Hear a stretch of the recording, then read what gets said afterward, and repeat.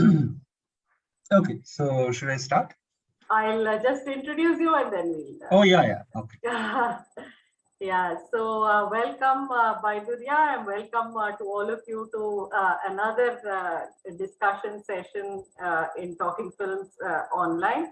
This is a weekly discussion forum where all of us meet to talk about films, in fact, a particular film for the week. This week, we are discussing the Spanish film El. I don't know if that's how it's pronounced, Baidurya. Is that how it is pronounced? Yeah, El? it's L. Yeah. El, okay. So this film was suggested by Baidurya Chakrabarti, and he will be initiating the discussion today.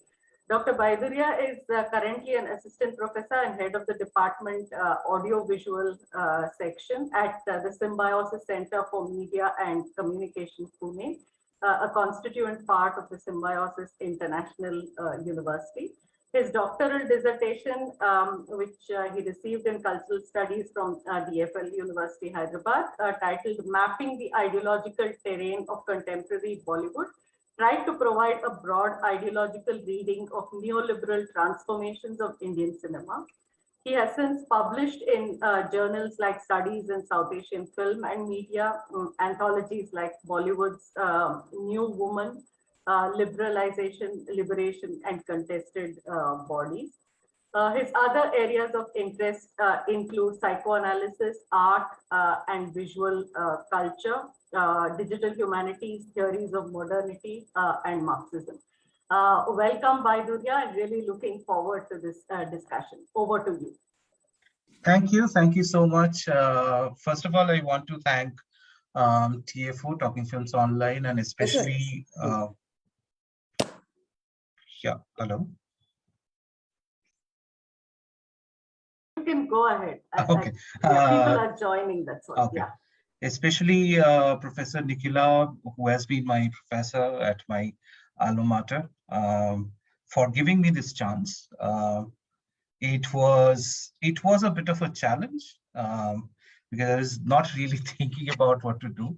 So I had to come up with something, and I came up with something. And let me just first begin by trying to justify my choice a little bit, because obviously it's a little strange that somebody who works on contemporary Bollywood, and don't worry, I still work on it. Given that being the focus of my work, to choose from, first of all, temporarily a very distant film from 1953, although there is a debate whether it's 52, 53, that's a different question.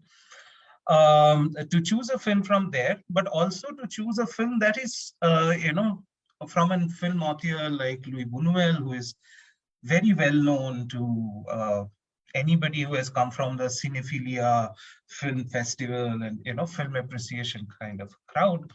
The choice is thus doubly strange because it's kind of away from my main areas of research and interest, and B, it also comes from something that disciplinarily different from where I come from, which is Indian cultural studies and film studies, which began with a sort of move towards popular, etc.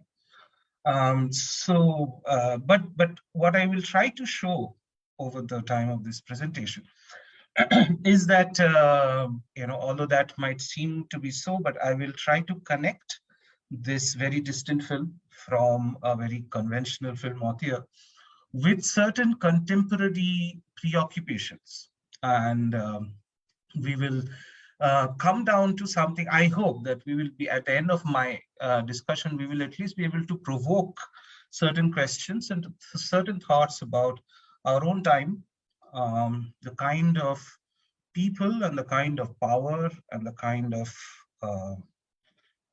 interpersonal, social, and political relations that we experience in our own time. And I will say that I will try to demonstrate that thinking with Buñuel and a film like El is a very good way of starting to think about our own time. So that's essentially is my agenda here. So that's my submission, and I will try to uh, make it more concrete as I discuss the film. Now, so basically, what if I have to, at the very beginning, offer a theme to what we are going to talk about? Because you can always approach a film from many different perspectives. So, what I'm going to talk about mainly today are, first of all, psychoanalysis, as Nikhila ma'am was mentioning. It has been a long time fascination for me. But psychoanalysis is a long-running sort of fellow traveler of film theory itself. So anybody who does film studies knows that how interconnected these things are. So psychoanalysis is A, B of I mean psychoanalysis and cinema, and B the discussion on authoritarianism, and that is really where I'm trying to take the discussion towards, and especially not just authoritarianism as a political system and all of that. I'm not going to talk about that, but specifically the question of what is an authoritarian character. What do we mean by characters who behave in an authoritarian manner?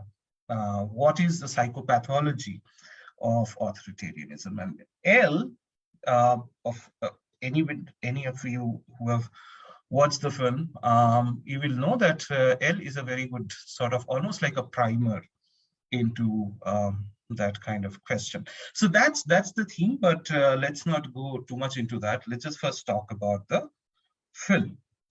So what I want to do is that first, I mean, like any good old film studies, film appreciation person, I want to go do a little bit of frame by frame analysis, look at some of the important scenes, tease out certain elements, demonstrate some of the thoughts of Buñuel, and then come to the themes. So the themes can wait for, has to wait for later.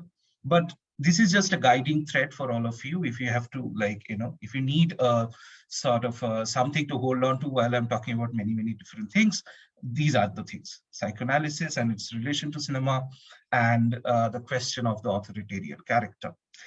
Now, Louis Buñuel, I don't want to go too much into a discussion into Buñuel really, because I don't want to do an authorial thing where it's all about Buñuel and his character also. That's one way of going about it.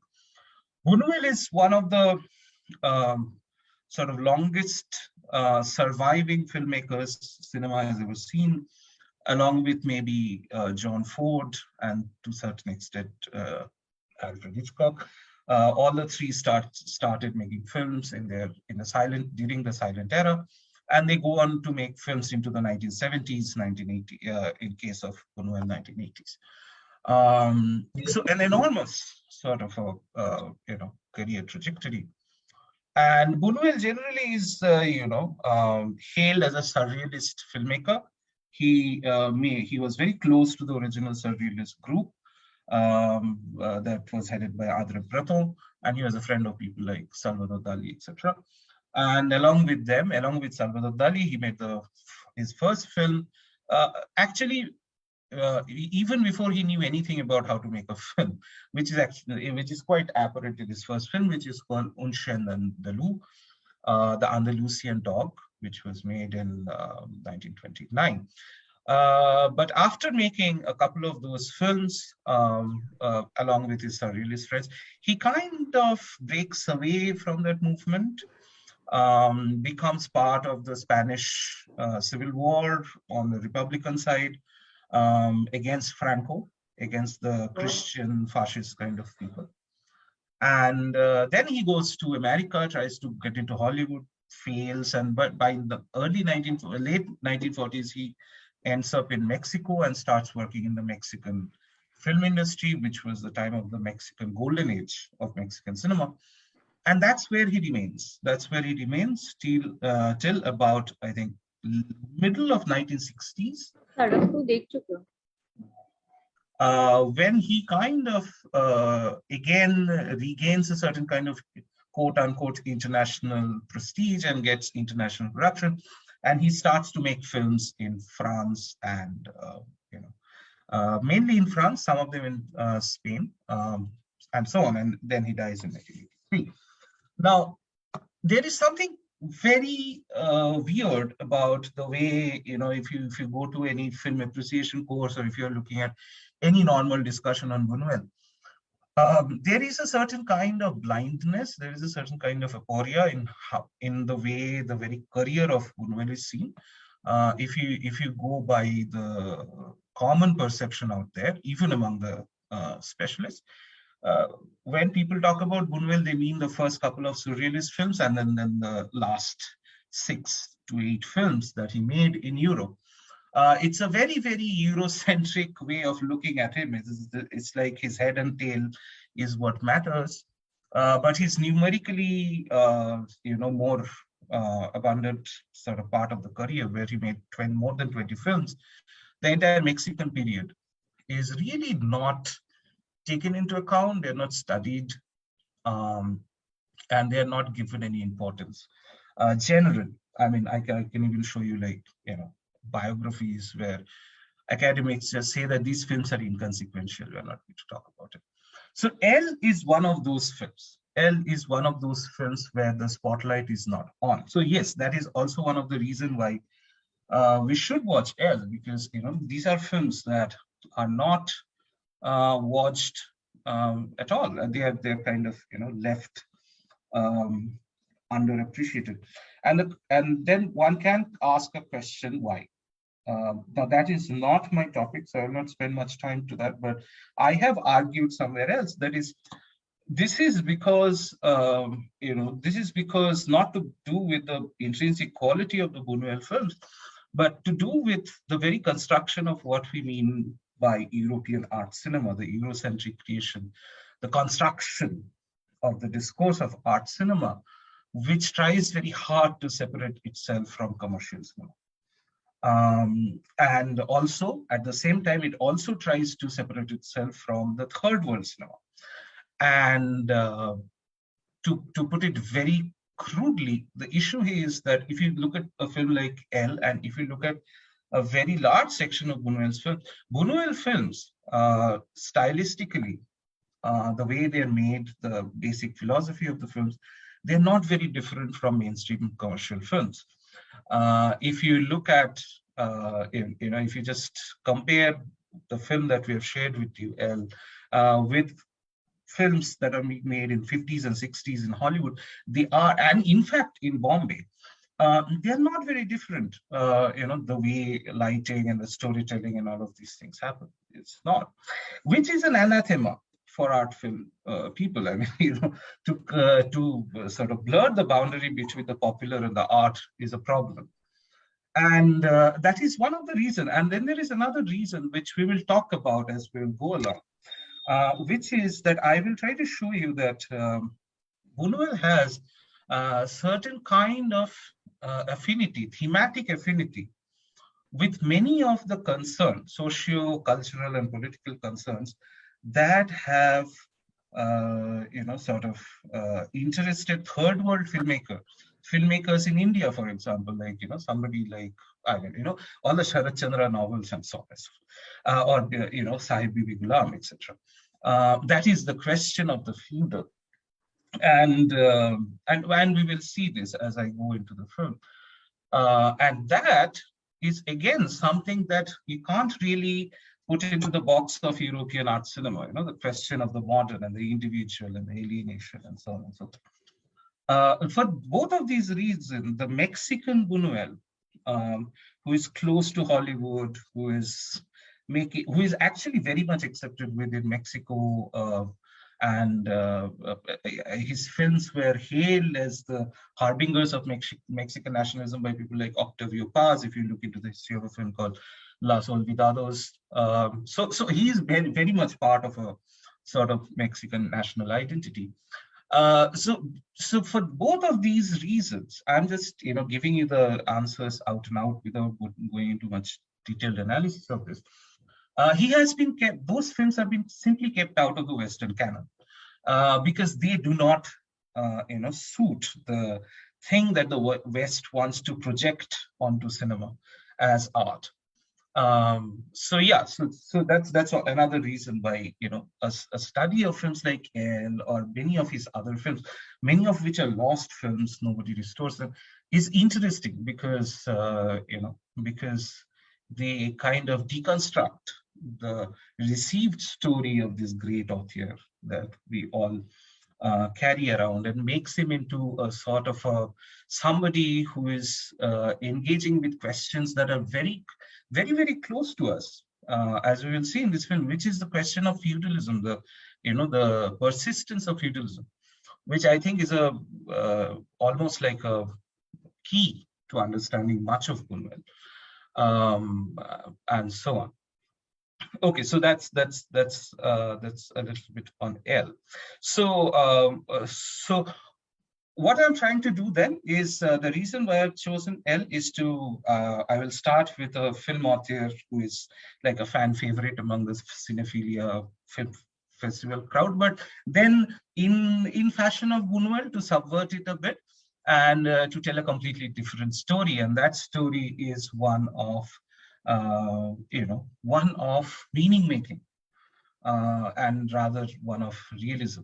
You know, generally the film festival and the cinephilia, our film appreciation has always been about the occult of the realism, which is really, if you think about it, realism uh, is the end of meaning. It's the end of hermeneutics, because realism is essentially about a situation where the hermeneutic process is invisible, the meaning is self-evident, and so on, right? So the moment you you know, bring in the question of you know, meaning making, immediately the sort of realist interpretive apparatus crumbles, and that's why, you know, film appreciation and film studies are such a have such a sort of antagonistic relation. Anyway, so basically, I'm trying to do a cultural studies analysis of Louis Buñuel. So let's come to L. L is made, you know, there's a debate whether it's made in 1952 or 53, but most probably it's 53. It's based, it's actually an adaptation. It's an adaptation of a book, a very interesting book, an autobiographical book written in the 1920s by somebody, a woman called Mercedes Pinto. And the name of that book is Pensamientos. Now, Pensamientos is a very interesting book that kind of blurs the boundary between documentary and fiction, in the sense that she wrote an autobiographical account of her suffering, you know, when she got married to this husband who was from the sort of feudal elite of Spain, and who ended up being, I mean, who was later revealed to be basically paranoid. And she then, you know, as appendices, she put in, you know, reports by psychiatrists, etc., medical practitioners, to basically make a case for women's right for divorce, which was an anathema in the case of Spain. And Buñuel very interestingly picks that film, that story, but Buñuel is kind of shifting the focus in case of his film. Clearly, the film is not made from the perspective, the autobiographical perspective of a woman, but it is rather about the sort of unraveling, dissection of the structure of masculinity, of a socially respectable, really gallant kind of a elite man. So that is what he does, and this is immediately where, you know, you see that you know, there is a you know, the question of the feudal is immediately introduced, right? Because if you just think about the book Pensamientos, it is a book about, you know, it is a book about somebody, you know, suffering under certain kind of feudal repression and that kind of sense of decorum and, you know, the feudal patriarchy kind of a thing. And the reason why Buñuel is so very, um, uh, obsessed about this is because, he himself puts it out. He has a brilliant, autobiography, which everybody should read. It's called My Last Sigh, very enjoyable to read. The very first line is that in my own village of Kalanda, where I was born in the 22nd of February, 1900, the Middle Ages lasted until World War. So basically, he's saying that till First World War, but that by the time when he is going out of Spain, Spain is still in Middle Ages. And then he goes on to describe where he says that. And the picture that you get is not very different from the kind of pictures that you will see in case of India, where we have these early films or like 1950s cinema about villages, right? Village and its zamindars and so on and so forth. So that's let's just pin that, and we will come back to talk about that. So L, the word L in Spanish means him or he. In American, when this film was released in America, it got another sort of subtitle, which was This Strange Passion, because the studios decided that him as a name is too prosaic; it makes no sense. But but in retrospect, we should understand why that name is very important, because it is a film about him, and it is a complete sort of it's a very it's not a deconstruction, it's really a dissection of the man. But we should also notice the other thing about the name. The word L, it also it's like the L also means the, and in that sense, the word also is very close to the idea of the one or the God in any monotheistic religion. For example, the word Allah, the Al part is, Al-Mahdi. It's the same thing. L, right? The one. So it's not just a he, but somebody who has certain kind of a delusion of being the man, or rather the God, as we'll go on to see. Now, L is a story of it's a very simple melodrama come horror, which is about a fellow called Francesco, who is the scion of some sort of aristocratic family, big family. We actually don't know what he does, but he clearly has a lot of money. And he's very much a Catholic person, a patron of the church. And he one day he meets this girl called Gloria. We will see how that encounter goes. And he falls head over heels in love with her, chases, the ancient Bollywood favorite, chasing the woman, stalking the woman.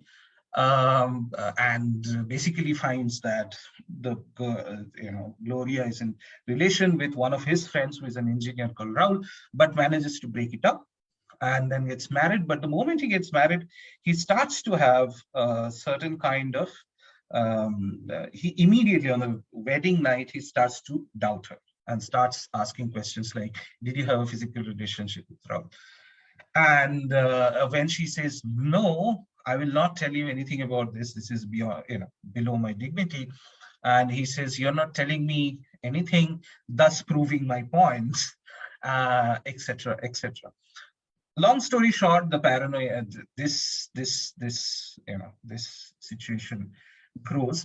At the same time, this figure, Francesco, is also fighting a case which we keep on hearing about as sort of side scenes again and again, which is that he's fighting a case against most probably the government, where he wants to recover certain ancestral land, which we get to know that, they lost the land in the 19th century at some point. And I mean, you can even, my assumption is that, this is a land that was taken by the state for development of a city. And he thinks that, he should be given a certain part of the city back. And this is like, it seems the film almost implies that this is the sort of, goal of his life. This is what he thinks is the right thing to do. This is what he must do. And there is a parallel between the breakdown between his quest to recover that ancestral property, that feudal ancestral property. Let me again underline the feudal word, and the and his marriage. And finally, he, as usual, I mean, he kind of uh, uh, loses it, and that happens in a church. He attacks the church father, and then he's put in a mental asylum. And so basically, there is a his mental unraveling is complete. Now, now that I have talked about the feudal, which is the social, and here the question to remember is that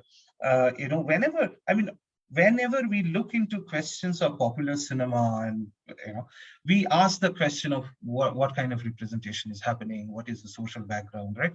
Sometimes we ask it too much, but so we are not afraid of asking the question of what is the social ground of a cinema, right? But often when we are face to face with a major author, we don't say that. We don't ask the question of what is the social ground of this filmmaker, from which groundswell are these films coming from. So the reason why I'm underlying the feudal is that that's a question, that's a cultural studies question, and that's the answer, or that's the route to answer with respect to Buddha. Okay, but let us now leave this sort of thematic of feudal a little bit behind, and now come to the question of the other thing that I talked about, which is the question of psychoanalysis. Now, psychoanalysis, I'm not going to give you a sort of a background to psychoanalysis because I'm incapable of doing that, but just I'm talking about the Freudian Lacanian psychoanalysis, psychoanalytic paradigm. Now, when L was released, L was a flop. L was a flop in Mexico. But there were two groups of people, both from France, who liked it. One were the Cahiers du Cinema group, who will later on kind of create the French Nouvelle Vague cinema. They liked it. And they actually, in 1954, they were the first people who actually came up with a small dossier on Buñuel's film after what he made in the 1930s. And that's actually the first time this film is written about by somebody called Claude Bailey. But that is from their perspective of authorial autobiography, as cinema as autobiography, and so on and so forth. If you want, we can talk about that, but not really interesting. The second person who was really impressed by this, and this we get to know from Buñuel himself in his autobiography, is Jacques Lacan. And Jacques Lacan took the students of his seminar to see this film, one of the rare occasions that we see him doing this. And he said, learn about a clinical case of paranoid psychosis on the screen. He said that you want to understand paranoid psychosis, watch Buñuel. So L is also that way a very fascinating film, because it is a film that not only is interpretable psychoanalytically, of course, we analyze everything psychoanalytically, but it is a film from which psychoanalysis learns from, which is not usual. So there is a certain kind of very detailed representation of the Freudian understanding of what paranoia is in this entire film. And so that's one of the things that we will try to study a little bit in details, because otherwise it will not become very clear to you. Now, to give you, if I have to explain what is paranoia to you, remember, I'm not trying to tell you what paranoia really is. This is what Freud thought paranoia is. Okay, so we are talking about the discourse. We are not talking about the real thing as such. So to give you a very simple sense of what paranoia in Freudian psychoanalysis is, paranoia comes from a repression of homosexual desire. So the first step is a repression of homosexual desire, and then a projection of it onto certain objects, which might be, which might be sexual or asexual. Like it need not necessarily be a directly sexual relationship, but there is a certain kind of a homosexual repression that is attached to this thing. So now think about this thing: that first repression, and then there is a projection, but to project, you need to displace also. That is, say, like, for example, I'm attracted to A, but I can't be attracted to A, so I put it down, but I need a B, right? So my desire for the A gets displaced onto B and projected onto B, right? So that's displacement and projection. Now, let me share the film from the very beginning, and you will see what we mean by that. I hope the screen is visible for everybody. So this is the first scene. This is happening in a church. This is the ceremony called mandatum, and we will see why we are talking about this displacement and projection here. In case you can't hear the sound or the image, just let me know.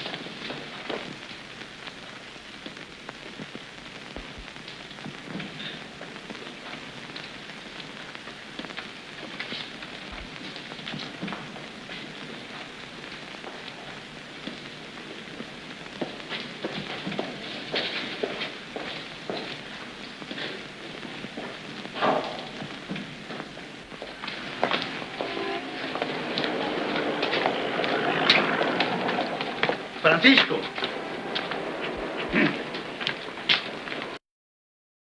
Okay. Yeah, so that's the first scene. Acha, can I request some of you to please keep the camera on? I can't see any reaction. It will be really nice if I can see a couple of faces at least. Yeah, thank you. So this is, I mean, what is this? This is love as symptom formation. It's almost a clinical gaze that shows you the beginning of a certain kind of heterosexual attraction, and it follows something that is very close to exactly how psychoanalysis would describe how these things happens. Look at it. So first of all, you should notice the sort of presence of the church, and this is nothing surprising. Buñuel is an extremely anti-religious person.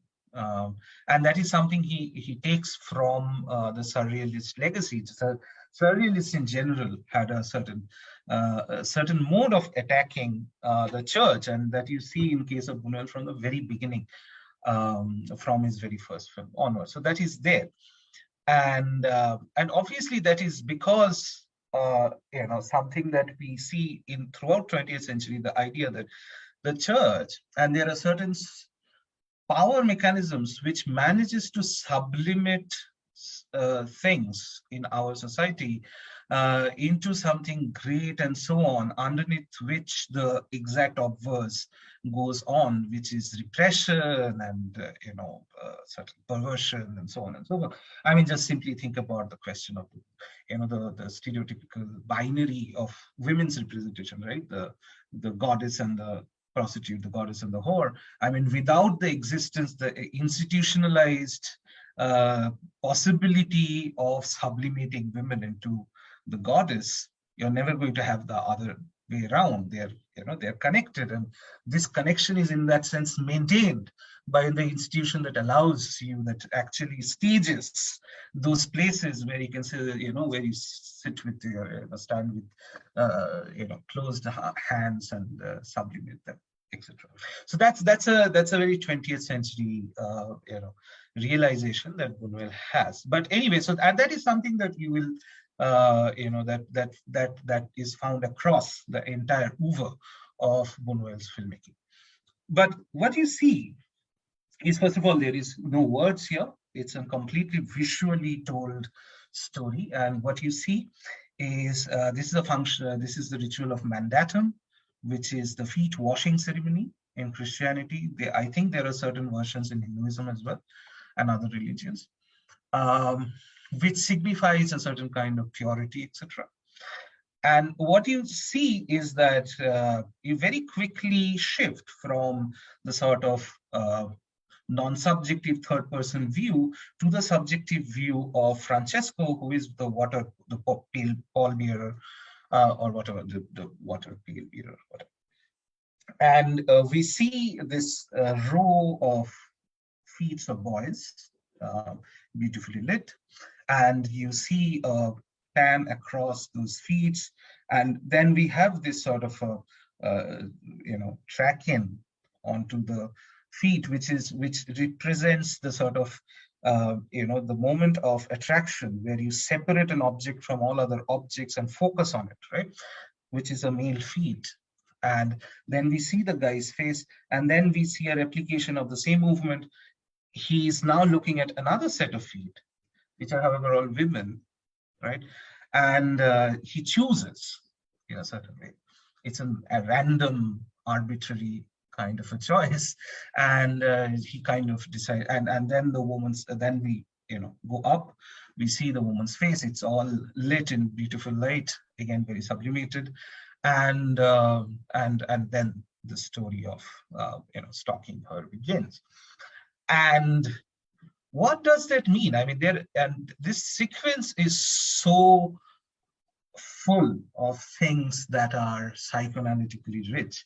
It's very difficult, it will take forever actually to break things down. So one of which is obviously this question of, you literally saw through a completely audiovisual language, the case of a displacement of projection of desire, a desire that moves from a homosexual desire for a boy's feet to a heterosexual projection onto a woman's feet, right?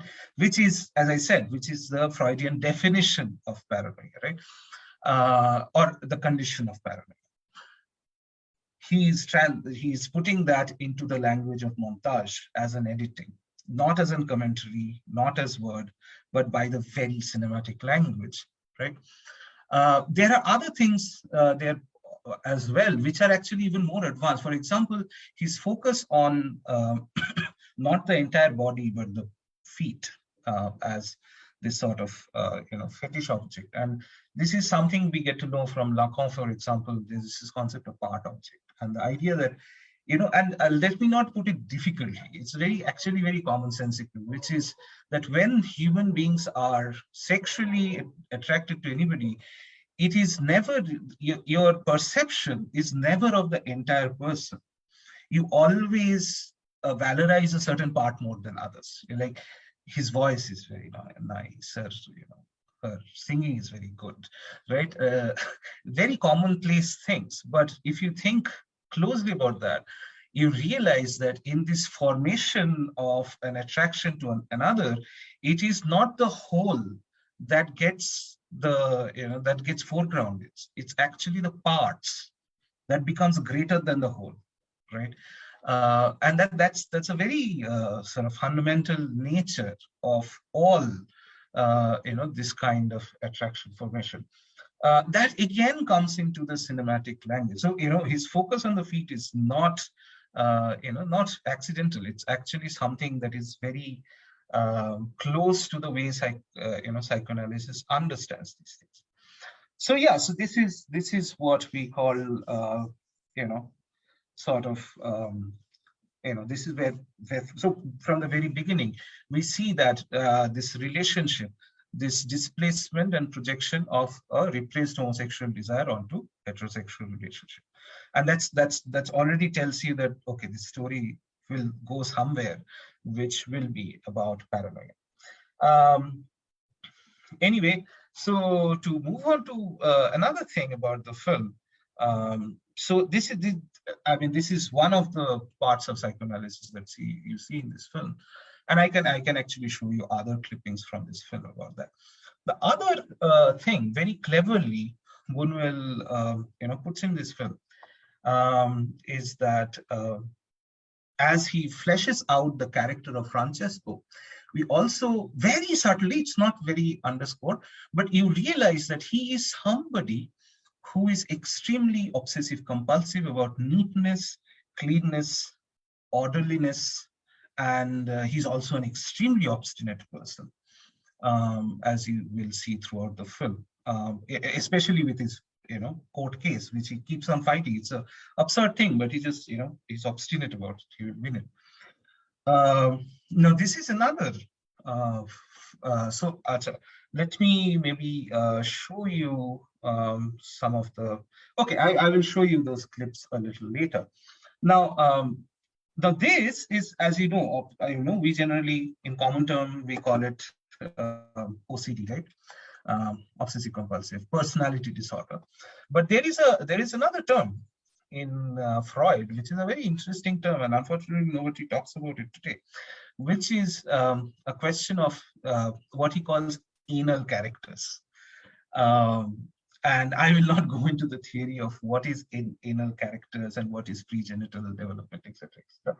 But anal characters are people who, according to Freud, because of a certain peculiarity in their growth into a full-fledged sort of self-sufficient kid, before that, during the time of the toilet training and etc., because of their relation to parents, etc., they develop a certain kind of a extreme disgust and attachment, both towards the filthy, like they can't tolerate the filth, and that then gets into all sorts of signifying chains and becomes a symptom. But what is interesting for us is that in his essay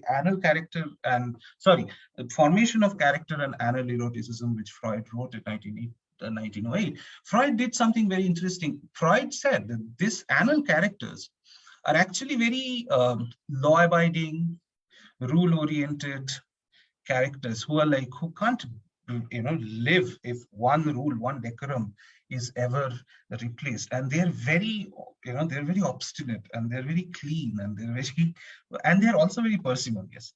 And he explains why this is. And then he goes on to say that, in our contemporary world, where there are certain people who will put everything, like the authority before anything, the authority is unquestionable. And he connects it to, this kind of character formation, which is, and by the way, OCPD is actually the most common personality disorder, according to non-Freudian psychology.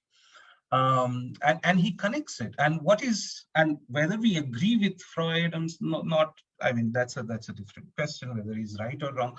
But what is interesting about Freud's analysis is that he begins at the lowest of levels, which of day-to-day actions and little complexes, etc. And then he manages to stage by stage connect it to the question of our relationship to the largest form of power, which can be state, authority, etc., etc. And this is very fascinating and very interesting that somebody can do it.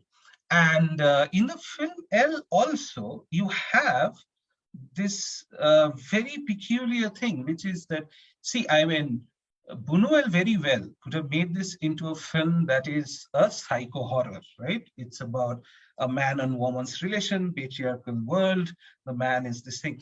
But there is this intrusion of question, his law, his case, his legal case, his feudal status, his relationship to other people, his relationship to his this thing, which almost looks like the intrusion of the social, the intrusion of the state, etc., etc. And once you put all of them together, you kind of start to see that, there is a certain picture is emerging of this person, which is not simply about an interpersonal relationship with a person, but actually the picture of a character as such. Let me just now take you guys, sequentially through some of the scenes, so that we can understand what we are talking about. Okay, so here we had, Francesco starts to, okay, did you? Okay. Starts to stalk, Gloria. Creí que ya había salido. Pues ya ve que no. Voy a tener el gusto. And he meets the priest, and he goes on to, it kind of, he follows her, but kind of fails, but then finds her and realizes that, as I told you guys the story earlier, that there is a point when he realizes that he has an engineer friend called Raul, who is right now in a relationship with Gloria, and he invites them to his house. And he says that I have a party at my house, please come and we will enjoy. And so let's just, move to that sequence now. Just give me a minute.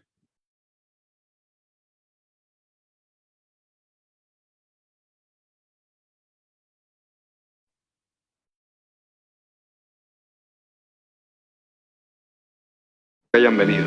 Y a toda velocidad, porque sé que te gusta que tus amistades sean puntuales. Voy a presentarte. La señora Vilalta, Gloria, su hija, Francisco Galván. Encantado, señora. Mucho gusto. Señorita, pasen, por favor. Están en su casa.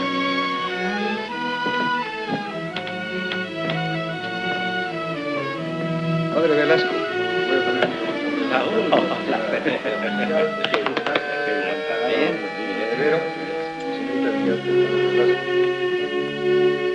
Cada vez que veo este salón, me pregunto cómo a un arquitecto pudieron ocurrirse esas extrañas ideas. Nada parece guiado por la razón, sino por el sentimiento, la emoción, el instinto. Sí, realmente es muy extraño. Esta casa fue construida por el padre de Francisco a su regreso de París después de la exposición de 1900. Él no era arquitecto, pero fue quien inspiró y planeó la casa con el ingeniero. Pues debió ser un hombre muy original y caprichoso. Todo lo contrario de Francisco, que es perfectamente normal y sensato. Y que lo diga usted. Just notice the setup of the story here. Like any good Gothic novel, first of all, there is the role of the architecture in this thing, where he's using that kind of late 19th century Spain Gaudi kind of architecture of Art Nouveau kind of thing, where there is a lot of these crooked lines and stuff in this building, which is the exact opposite of the classical reason, the Renaissance architecture of straight lines and circles and proportions, etc., etc. And we have the characters commenting on that. And through this, very cleverly, we get to know about also a sort of disturbance of patrilineage. That here is a guy. By the way, he's still he's fighting to save his lineage in that sense, right? But he's conceived to be different from his father. The father was moody and not very rational, and this guy is very level-headed and considerate. And of course, the film is setting up the sort of unraveling of the fact that he is. So it's also follows that old romantic Gothic formula of how the unreason is hidden under the veneer of reason, and how it is often connected to the question of blood. The horror of the blood, which also you see in post-romantic writing like Ibsen, for example, Ghost. So all of those things are coming in here. So this is basically the setup of the scene here, is that he wants to seduce Gloria and make sure that Gloria marries him, etc., etc. So I will just go forward a little bit, and by this time they have already had a talk, and Gloria is almost convinced. Romantic music is being played, and there is love in the air. Let's see the kind of thing that Buñuel does in his cinema. So it's a very short clip, just 1 minute or less than that.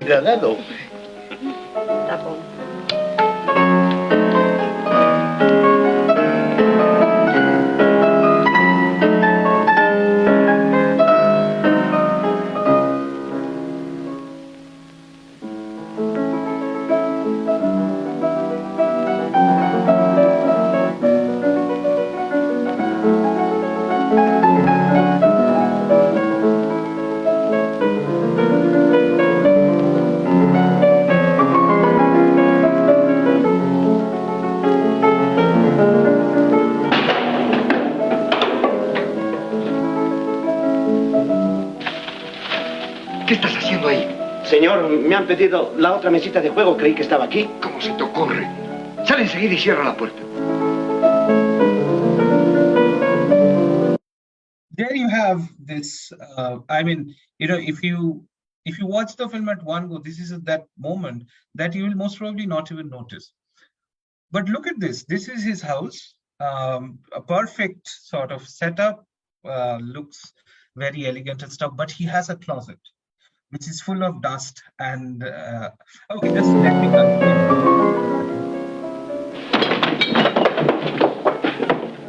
Okay, that just makes the symbolism complete. He has a room where he has all these things, and he can't tolerate the opening of it. He cannot tolerate the existence of it. It must, for all purposes, be away from our gaze. And this part is crumbling, as we will see in the film. And this is obviously this is part of narrative filmmaking, where you leave intimations of what is going to come in doubling and tripling of symbols across the film, which are not necessarily recognizable. But we should also recognize that this is the beginning of him. So we talked about paranoia, but this is where we are talking about the OCPD, the obsessive compulsive or cleanliness of the anal characteristics, and we will get to see this. But anyway, at the end of the sequence, the two people kiss. Raoul is out of the picture. He has taken sannyas at a dam site, etc., etc., and they're happily married.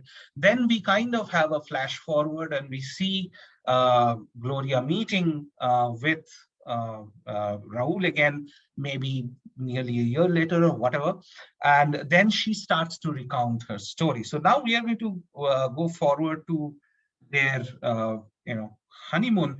So as I said, in the very first night in a train, he starts to question her. We are not going to look into that scene. But immediately after that, what we have is that, they end up in this town called Guadafuente, where apparently his ancestral quote-unquote property is, for which he's fighting. And here they meet a person whom Gloria knows, and he kind of, because it's a touristy place, they kind of, bump into him a couple of times, and that creates that paranoid delusion in Francesco. He thinks that this guy is following them, and because he has hots for Gloria. That's the idea. And so this is a sequence that happens when they come back to the hotel, and then let's see what happens.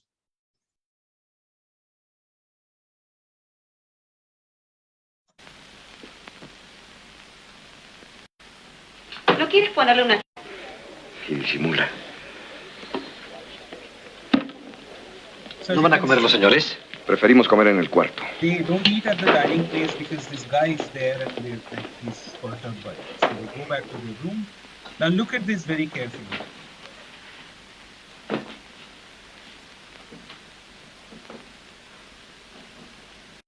Did you see that? That's like the classic definition of OCD. Can't keep the shoe the other way around. He's keeping there. And we can just simply, there's that old thing about, great directors have attention to detail.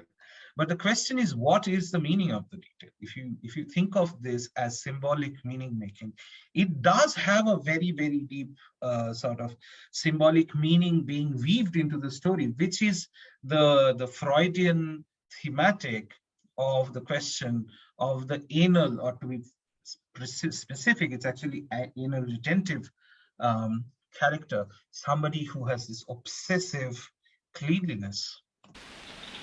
But something more. ¿No quieres ponerle unas tetas a mamá? No es necesario. Por favor, salúdala de mi parte. ¿Cuánto tarda en llegar el café? No funciona ese timbre. Ya casi se me han quitado las ganas de tomarlo. Qué mal servicio hay en este hotel. Iré yo mismo.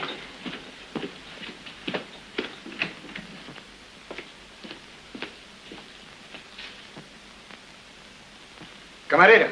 Señor. Venga.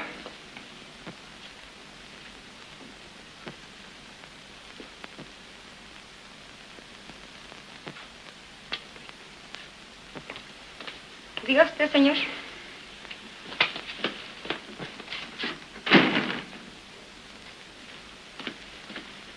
¿Sabes quién está ahí detrás de esa puerta?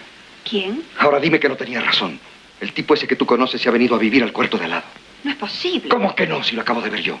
Tal vez estuviera ahí antes de nuestra llegada. Ese individuo se ha mudado de cuarto para estar junto a nosotros, porque tú le gustas.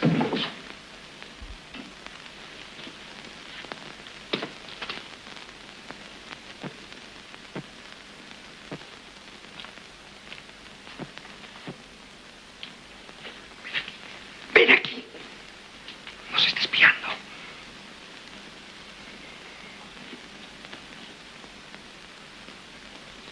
Francisco, ¿qué vas a hacer?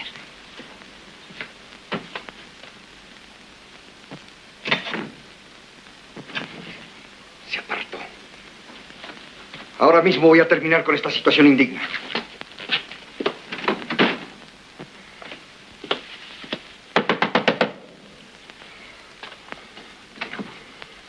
Ah, ¿es usted? Pase, si quiere. No sea usted cínico. ¿Qué dice? Que es usted un miserable y le voy a enseñar a respetar a mi esposa. ¡Por Dios, Francisco! ¡Francisco! ¡Déjame! ¡No le pegue! ¡No le pegue! No es de hombres pegarle a otro cuando está en el suelo. Déjame. ¡Quieto! ¿Qué sucede aquí, señores? Don Francisco, ¿qué le pasa? ¿Qué ha pasado aquí, señores? Este tipo que le ha pegado la mano a este señor. Es que él primero me insultó sin que yo le hiciera nada y luego me agredió. Don Francisco, ¿qué le ha ocurrido? Que vengo a esta ciudad, que es la de mis padres, a pasar la luna de miel. Este canalla ha tratado de sorprender nuestra intimidad de un modo innoble. ¡Miente! ¡Cállese! Si eso me lo hubiera hecho usted a mí, le pego un plomazo. Recoja sus cosas inmediatamente y váyase. Pero esto es un atropello. Lárguese. Ya le escúcheme. dijeron que se fuera, vamos. Pero es que... Lamento mucho lo ocurrido, don Francisco. Ahora mismo le mando al doctor del hotel. Yo le prometo que nadie volverá a molestarlo.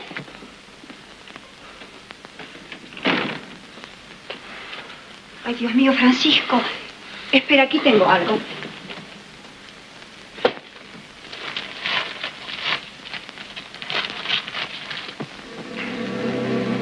La culpa de lo que acaba de ocurrir la tienes tú.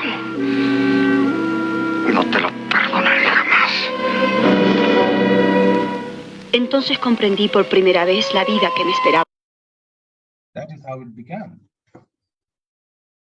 Again, as I told you, that notice the obsessive compulsive behavior of this character that has a very deep relation to the kind of character that we have. Who is him? Who is he? Who is Francesco?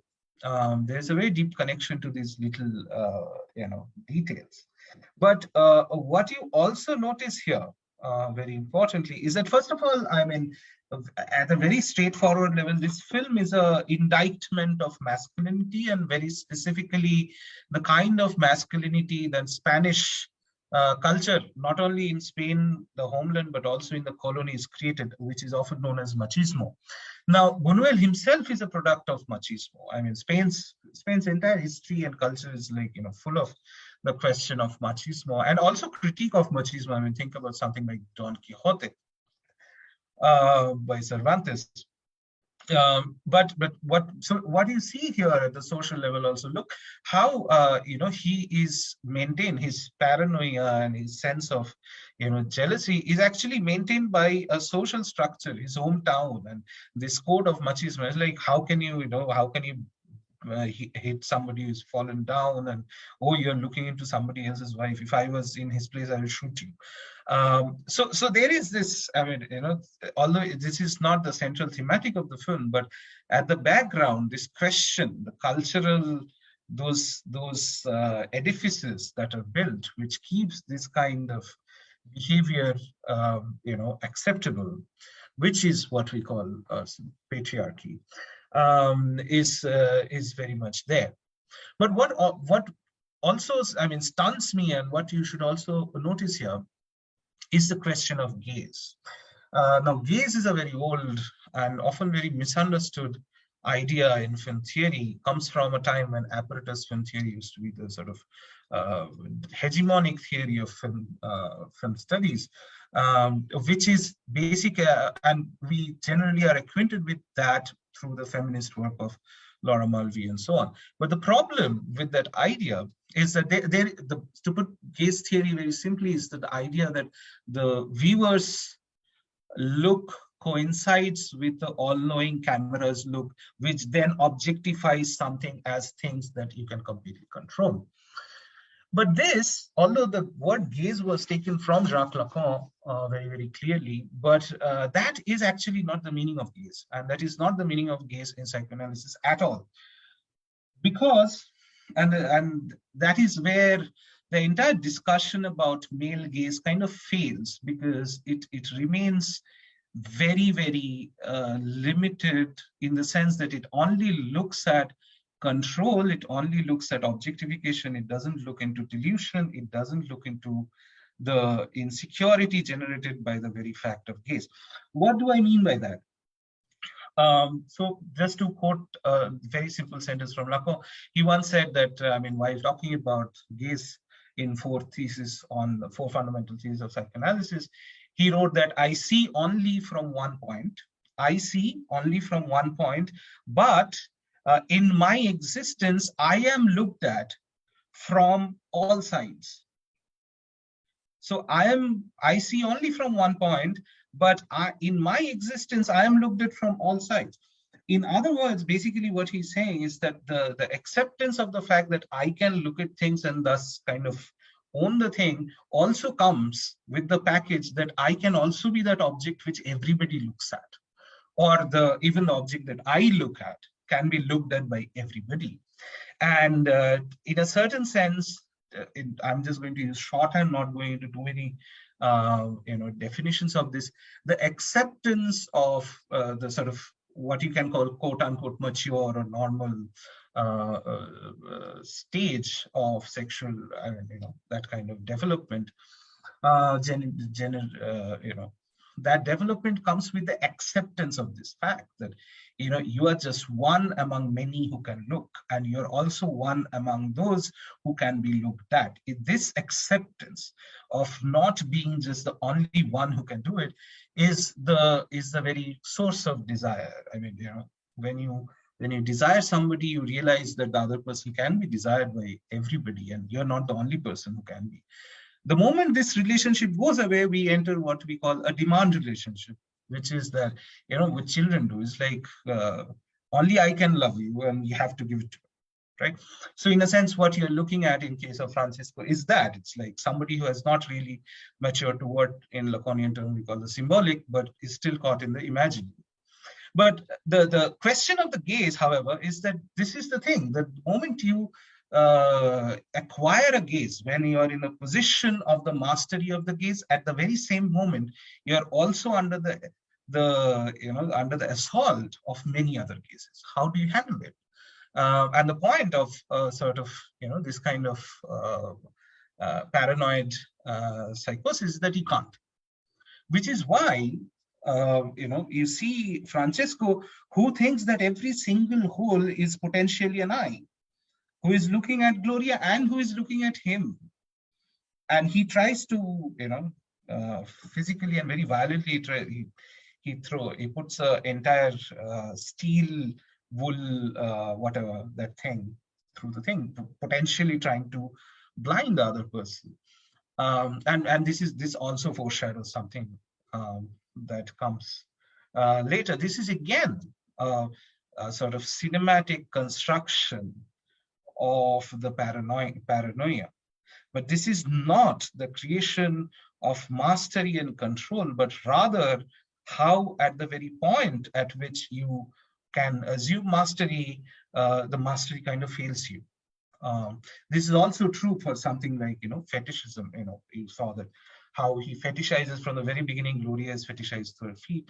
Now, this is true for fetishism as well. The object, as long as it is unattainable and stays at a distance, you can sublimate it and say like, oh, it's so glorious and pure and so forth. But the moment it becomes too close and attainable and everyday, it becomes this sort of, this is how psychosis, or rather neurosis work. It becomes an unclean object. It becomes a suspicious object, which is precisely what's happening with Francesco and Gloria's relationship. So this is the setup of that, and we should also pick up here that thread, and we can talk about that how our understanding of gaze and male gaze should, the insights that we have from those theories are fine, but they're limited because they are not taking into account the other side, and which is the failure. That gaze is essentially what fails us. Gaze is the idea that there is actually a non-subjective structure of looking, where I'm just one node. I cannot see everything from every point, but it exists, and somebody else might be looking at me. That is actually the theory of gaze, and not the idea that gaze is a system of visually controlling everything that can be seen, and we can always put ourselves in an all-seeing position. No, to imagine ourselves as an all-seeing subject is to already enter into a paranoid delusion, which is that, can I actually see everything? Am I seeing everything? Is there something else? And you enter into the relation of paranoia. Okay, so to move ahead now. So after this, Jan, okay, do I have time? Another 5 minutes, Baidurya, okay, so that there is time for discussion as well. Cool. Okay, yeah. Okay, so then what I will do is that I will just simply go up, and after this, their relationship continuously kind of collapses, etc. However, there is a moment towards the end while their relationship is almost completely broken down, but there's a point at which he gets to know that Francesco gets to know that his case to get his ancestral property back has failed, and he's crushed, and he's trying to somewhere regain something, but whatever. He is trying to restart his relation with Gloria, and he says that I want to take you out. Let's go out. Let's start again, etc., etc. And pay attention to what he says and his disgust towards the common people. And also notice the scene, and if we can discuss, it's like a quiz if you can figure out, because this scene, the scene that is going to come, is most probably inspired a very, very famous scene from a film that is also extremely famous, which will come 3 years later, a Hollywood film. But yeah, so let us watch it. A la tarde y trataremos de pasarlo bien. ¿A dónde quieres ir?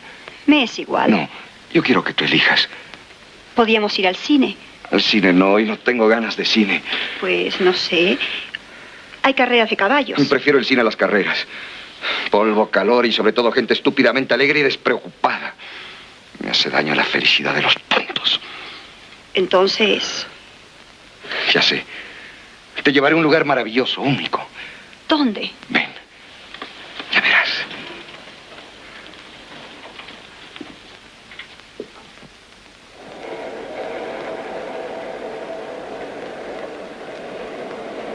¿No es esto maravilloso? ¿Crees que puede compararse con el cine o con las carreras? Sí, es muy hermoso. Pero yo prefiero los sitios donde hay gente. Allá tú. Yo en cambio me siento feliz aquí, en la altura, libre de preocupaciones y de la maldad de mis queridos semejantes. Mira, ven.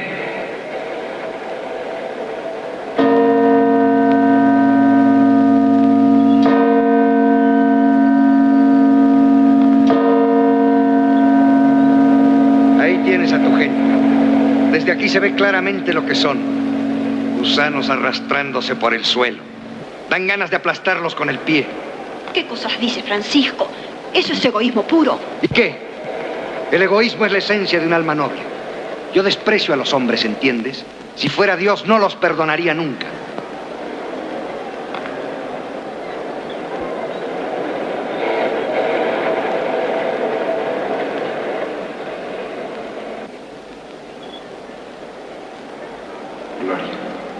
¿Qué? ¿Te das cuenta de que estamos solos? De que nadie podría ahora impedirme que te castigase. ¿Qué dirías si te agarrara por el cuello y te arrojase al vacío? ¡No grites! ¡No grites! Voy a empujarte hasta el borde y arrojarte a la calle para ver cómo te estrellabas contra el suelo. ¡No grites!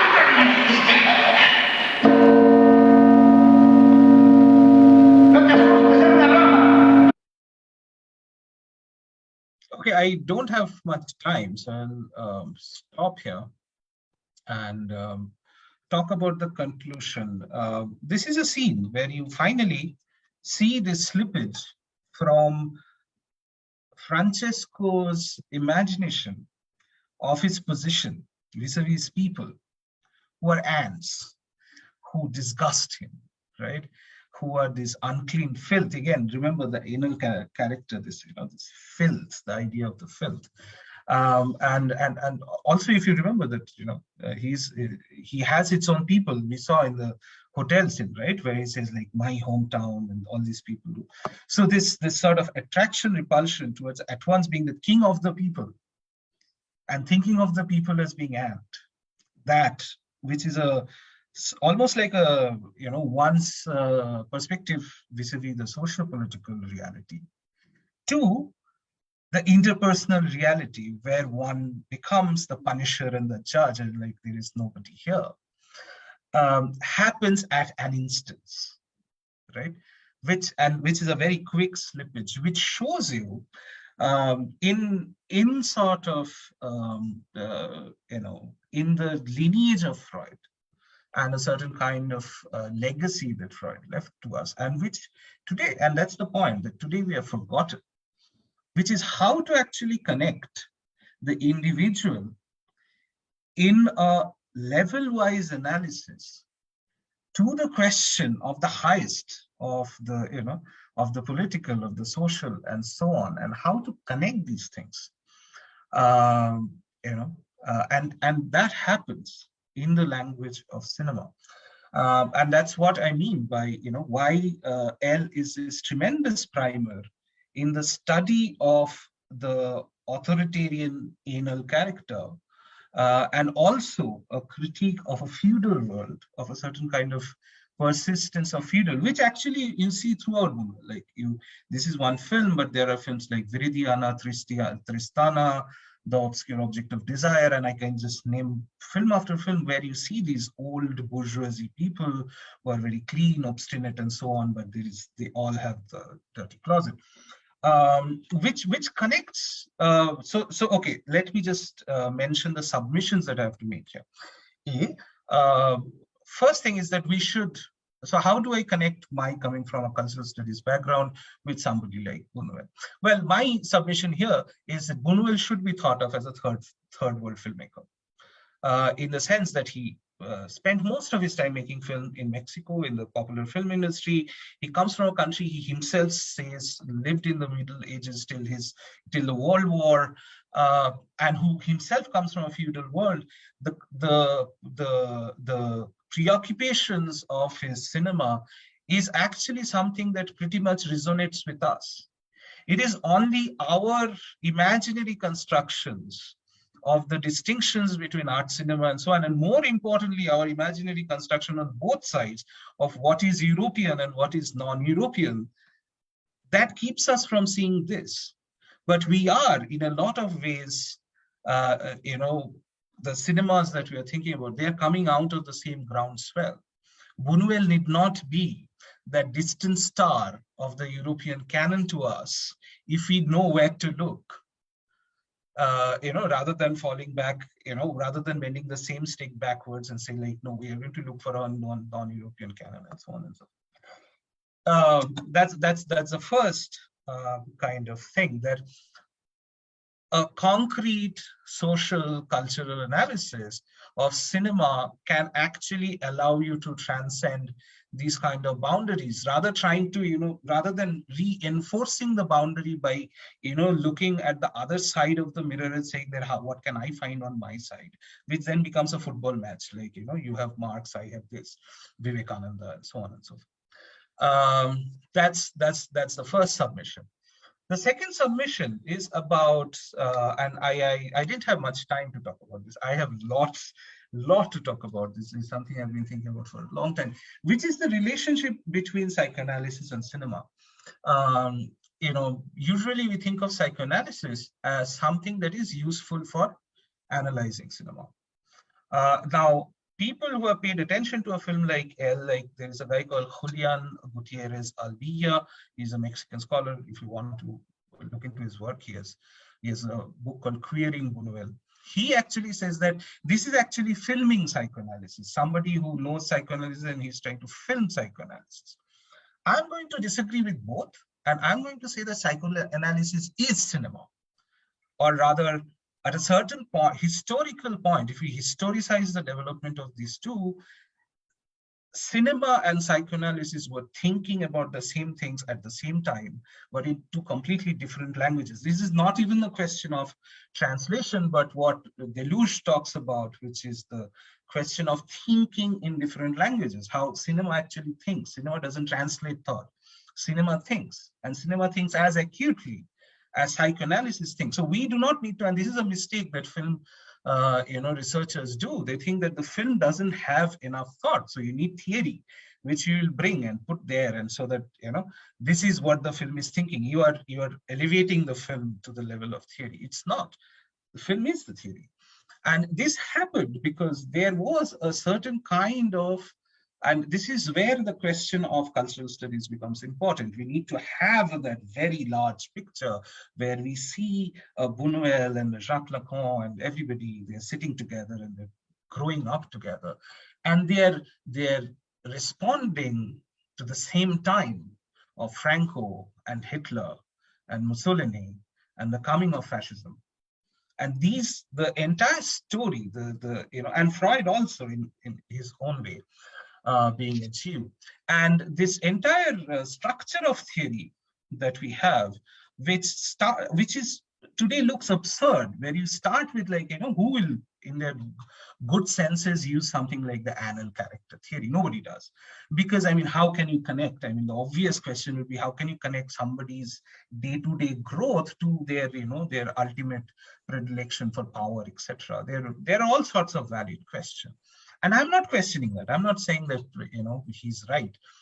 But what I'm trying to foreground is the impulse, is the desire to do so, especially in a world where you are surrounded by such people who have those delusions of grandeur, who has those relation to women, who do that, who are those rule-bound people, who will put the, the interest of the authority above the human interest, and so on and so forth. And so that's my final submission, which is that we should also think about, L might be a sort of entry point into thinking about this question, which is a historical question, which is that you see till the mid-1960s at the level of thinking, as a reaction to fascism and Nazism, this question of the authoritarian personality, which is directly connected to the question of the politics.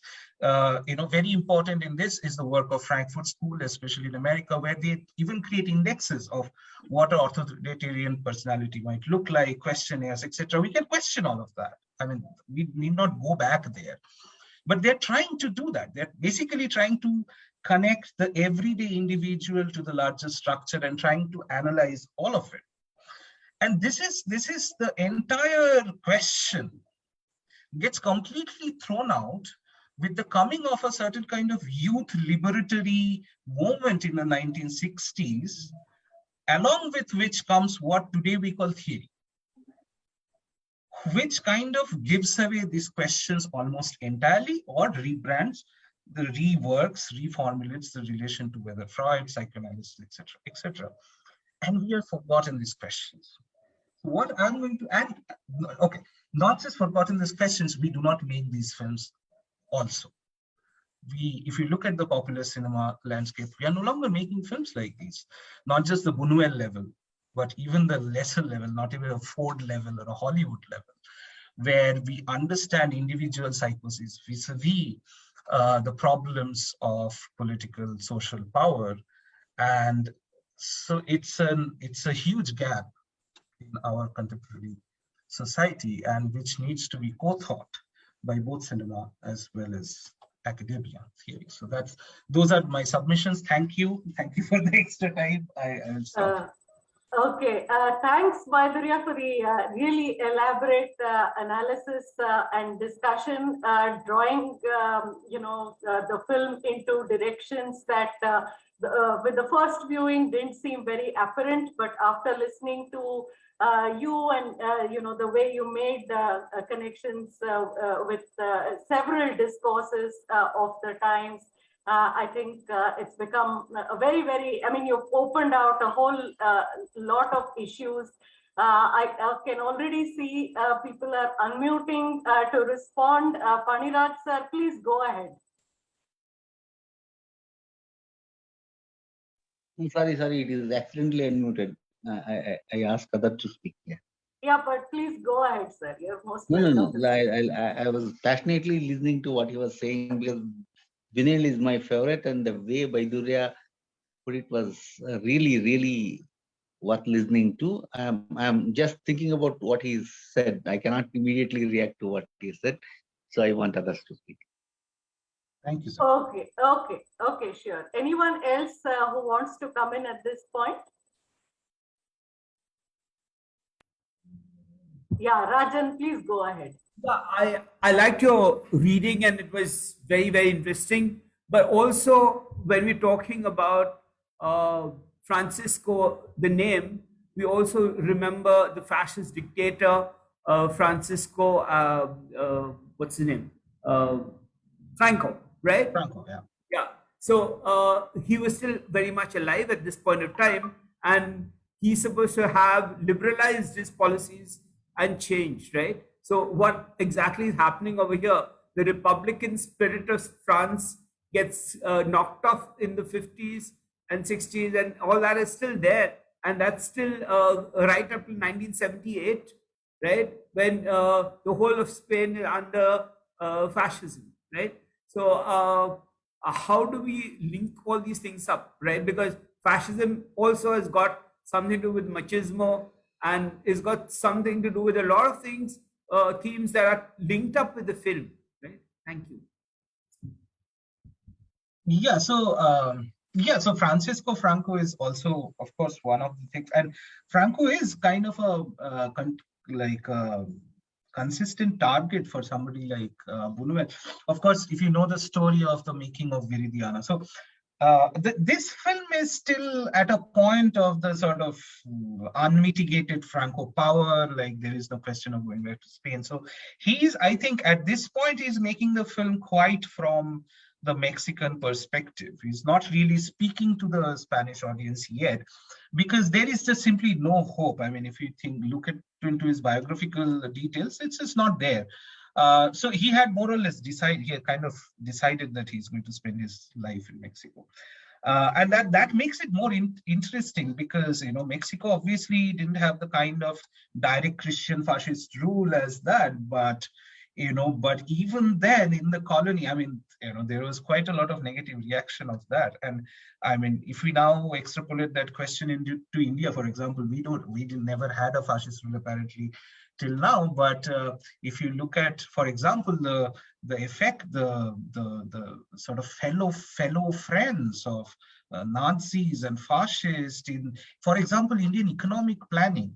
Please look into the history of Prashant Chandra Mahalanobis and his friends, and their great friendship with both the fathers of neoliberalism, Hayek and others, but also the Italian fascist thinking.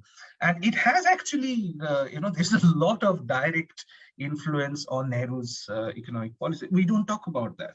So I mean, so we should also probably increase our understanding today of what we mean by Nazism and fascism. We just look at these state formations and call them Nazi and fascism. But what about it as a tendency across the world? And then the question becomes much more difficult. But anyway, to come back to Buñuel, for Buñuel, the question of Spain starts to open up in the 1960s, and he makes Viridiana, where again he tells a story of first of all, a nun. So it's a much more complicated film, because it looks at the delusion of both a Christian woman as well as a man. But even in Viridiana, you encounter a Francisco-like character who is this uncle, who is this feudal Bhadralok. I'm a Bengali, so I use that word, like bourgeois, who has generally lived a celibate life, but he immediately falls into this fetishistic relation to the niece, because she looks like his diseased sort of wife, and makes her dress up as in the wedding gown, and etc. And when these things like becomes too volatile and too guilt-inducing, he just commits suicide. Which is a sort of sorry for spoiling the film, but which is again a kind of an indictment of the Spanish elite bourgeois relationship to okay, that's another point I wanted to make, which is that although Buñuel continuously talks about the bourgeois, it's a very specific type of bourgeois. He actually almost has never made a film about the modern sense of the bourgeois, the Marxist sense of bourgeois, who come out of nowhere and through trade become the modern class.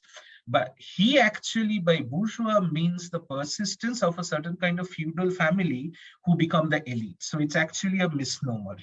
Even the discreet charm of the bourgeoisie, the implication is always of the elite. Which is why I'm saying he's a third world filmmaker, because he just can't give that up. He can't think about the modern. Anyway, so even in Viridiana, there is that sense. And one way of thinking about Viridiana is to think about their relation to Viridiana as a relationship to motherland, as an embodied femininity, which is this passive aggressive relationship between ideality and punishment, which is like, if you do not fall into my perceived ideal of the ideal ego, or whatever, the ideal femininity, then I will punish you simply by not being there, and you are responsible for it, which is what happens in Viridiana. But again, I mean, to point out the sort of subversive legacy of Buñuel is that he manages to make that film in Spain, and then he kind of runs away, and the film was smuggled out of Spain. But think about it; it's so difficult in the sort of usual commonplace language of a film critique or an expert to prove, quote unquote, prove that this is actually a film about Spanish politics. It's a film about fascism, because it remains so much metaphorically at the level of this sort of very minutiae of psychological relations, right? It becomes so difficult. And that is what he uses as a weapon, rather than making a film directly about the social thing. He uses that as a subversive weapon. So yes, so it's always there in his mind, and it's found across his movement, really, not just this film. There are many other films. Yeah, Ajanta has raised her hand. Yes, please go ahead, Ajanta Sarkar. Yes, please go ahead. Yes, so Nikita, first of all, thank you for inviting me. I was so delighted when I heard this choice already. It's a very popular choice in film studies. But I, of course, have some disagreements with Professor Chakrabarti as well. So one, of course, the spoiler, it's Hitchcock that he's referring to, right? And the Hitchcockian blonde. Yeah. So I am actually I'm just going to make these comments. I think we may not have time to unpack them. I actually think people like Laura Mulvey, Carter Silverman give Laco a whole different and a depth of interpretation. Laco, first of all, has been read, and then, of course, your Melanie Klein, and this is Julia Kristeva, and that whole tradition of film studies. So I'm just going to kind of, it's going to seem like name dropping, but it's actually not. But I'm just suggesting that, and in fact, in the last book, that's After Images, Women and Changing Times, Laura talks about how precisely in this era of streaming and in a completely different kind of conditions of viewing, those same the concerns of the avant-garde are very much kind of reanimated. So the idea of the authoritarian personality, first of all, I'm so happy that somebody's actually broached why psychoanalysis can be so useful. And of course, Frankfurt School, very important. But Freud himself, I mean, if you look at his trajectory, and I'm sure Professor Chakrabarti will agree with this, he actually stops writing case histories quite soon. And the latter part of his career is actually writing these major theses, yeah? And he ends, of course, with Moses and monotheism, which is the formation of groups. Edward Said will come back to that and talk about the Palestine question. So in Future of an Illusion, and I was surprised that Professor Chakrabarti did not speak about this directly, this juxtaposition between the church, the army, and the state. Right, and I am mentioning Laura especially because the idea of the fetish. So Laura actually uses the woman as fetish and Marx's theory of the commodity. And here the questions coalesce so dramatically to talk about how psychoanalysis can actually address questions of historical change in a very, very profound manner. And to the last point, absolutely, it's precisely today. So even if you look at Jacques Lacan, being caught in a gaze, and there's a whole kind of, from Kalfa, Achille Membe. I mean, like I said, I'm just going to drop names because there's so much of really exciting work that's happening today. But when you look at somebody like Donald Trump, Narendra Modi, Jair Bolsonaro, and the use of new media, a new kind of populism, people have, Judith Butler, for instance, is banned today from going to Brazil. Right, so the connections have been so powerful, and there's so much actually that's been written about this. So in the end, I just want to congratulate Professor Chakrabarti for going back. Also, sorry, it is really a landmark film and such a genius. So, for instance, Dali, right? He actually supports the fascists, and they break apart, right? So the contradictions within the surrealist movement are so fantastic. You're talking about Spain, the spirit of the beehive. Who is it by? I forget. Victoria de Sica, New Spanish Cinema. Yeah. The intersection of the church. Yeah. The Divine Father, right? And Freud will relate this back, directly to totem and taboo. So, I mean, the question of nation state. So when Said talks about this, I'll mention one more name, please don't mind. I'm becoming incoherent because I want to say so much.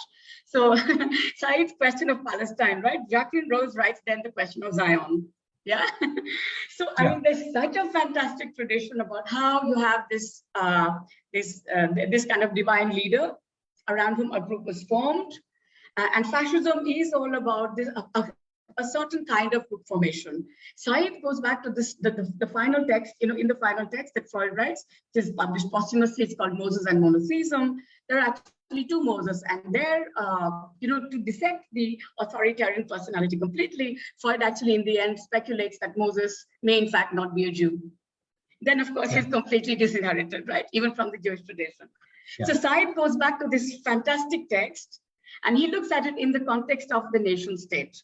Two kinds of nationalisms emerging at that point. Freud, of course, speaking for the Palestinians, we do not have a nation state. Freud, for instance, does not go to the state of Israel. He chooses to go to England at the end. So, I mean, Professor Chakrabarti has I'm so delighted to listen to this conversation. And certainly at some point, we kind of, I hope to reconnect and take these points on. But right now, today, and Judith Butler is just one example. The authoritarian personality is the flavor of the month. And I cannot think of somebody more relevant to social analysis today. And one of the people, all right, so I mentioned him a great deal, Patrick, but he's actually been the only person in my kind of knowledge who's saying why traditional political analysis fails, because it does not look at these sources. So in Partho's latest work, for instance, he's looking at populism in the context of Tamil Nadu, right? And he's suggesting that melodrama as a very, very significant political form.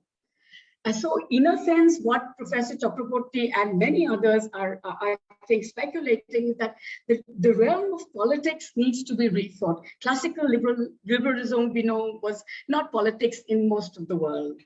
In most of the world, they actually have these shadow domains. And what a great point to go back to then, Louis Buñuel. So thank you, and I really enjoyed the evening.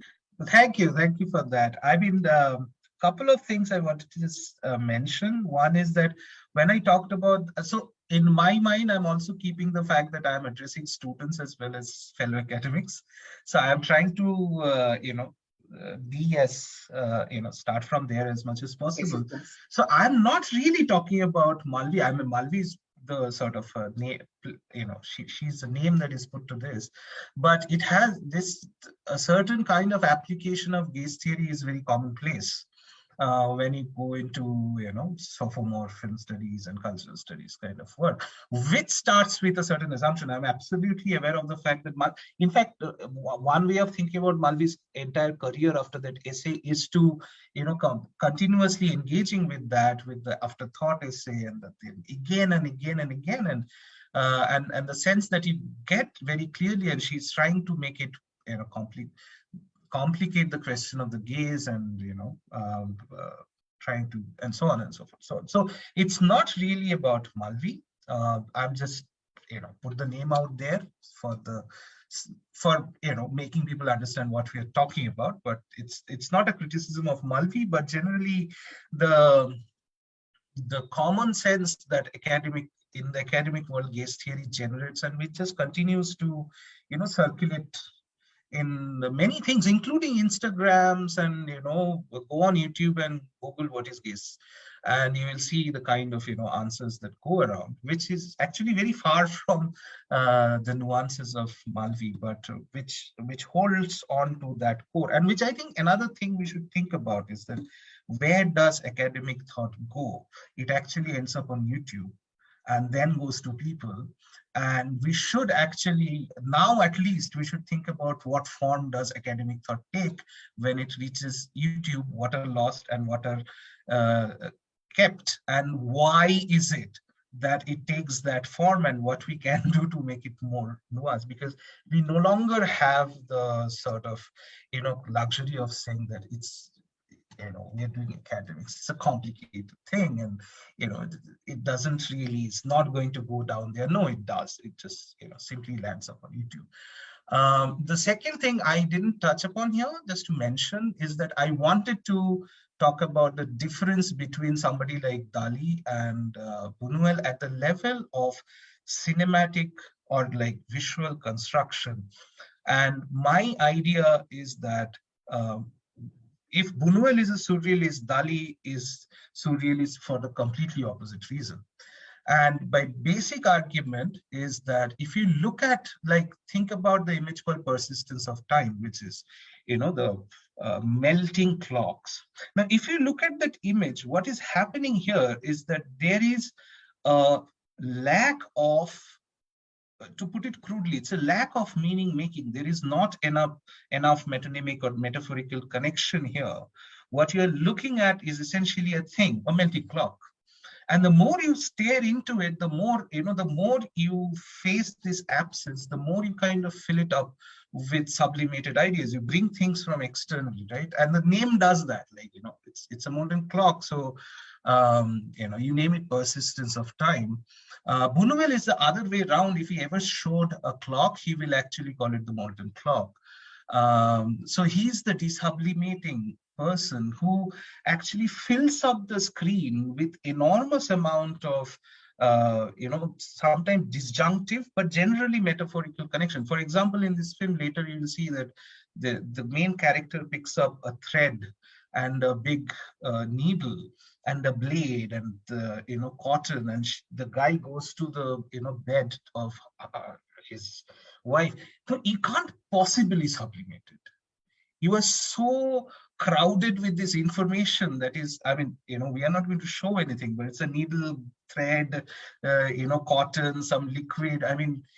You will be forced to think of something that you cannot possibly sublimate into something noble or nice or philosophical. No, you need to think about the sort of staring into the abyss that often is the sort of pessimistic side of psychoanalysis. So that what I personally call a desublimating, sort of excess is what produces the surrealism of Buñuel, where you never go into a nightmare from Buñuel. Buñuel's films have very few dream sequences, by the way. But they kind of take you to a place where we do not think about. It's almost like a subrealism rather than surrealism. Whereas the usual trendy hep thing is that which a lot of things do. What is the most surrealist image? You see this pattern which is moving.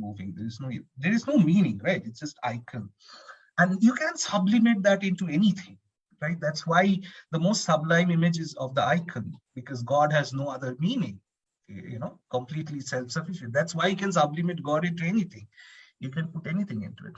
Similar with the conventional surrealist image. This is actually also true for slow cinema. Controversially, I will put that. Because you have so much of time where nothing is happening and you're watching it, that emptiness of meaning allows you to sublimate it. You can just think like, oh, so much is happening. I can do, I can put this philosophy, that spirituality here. Buñuel is exactly the opposite. And that's why his film is not that there is no dream sequence. It's because he's doing the other thing. He is trying to make us look at the subterranean, tensions of what we call reality, which is also the goal of psychoanalysis in a certain sense. So yeah. So anyway, I just skipped that. That's one of my submissions. Yeah. Anyone else who wants to comment? Yes. Baidurya. I have your observations of a particular film. Let me come to the other things later. But particular film, mise en scene, certain plastics, what is included in showing the grandeur. It reminds you of expressionist art, right? In 1930s German films. That the kind of mise en scene where grandeur in the background, the party is running, and you can see almost them as props. Not actual location, but well put up props. Even if you go and see in the church, the kind of expressionist plastics. Can you comment on it? And in the background of L? Yeah, absolutely. It is there.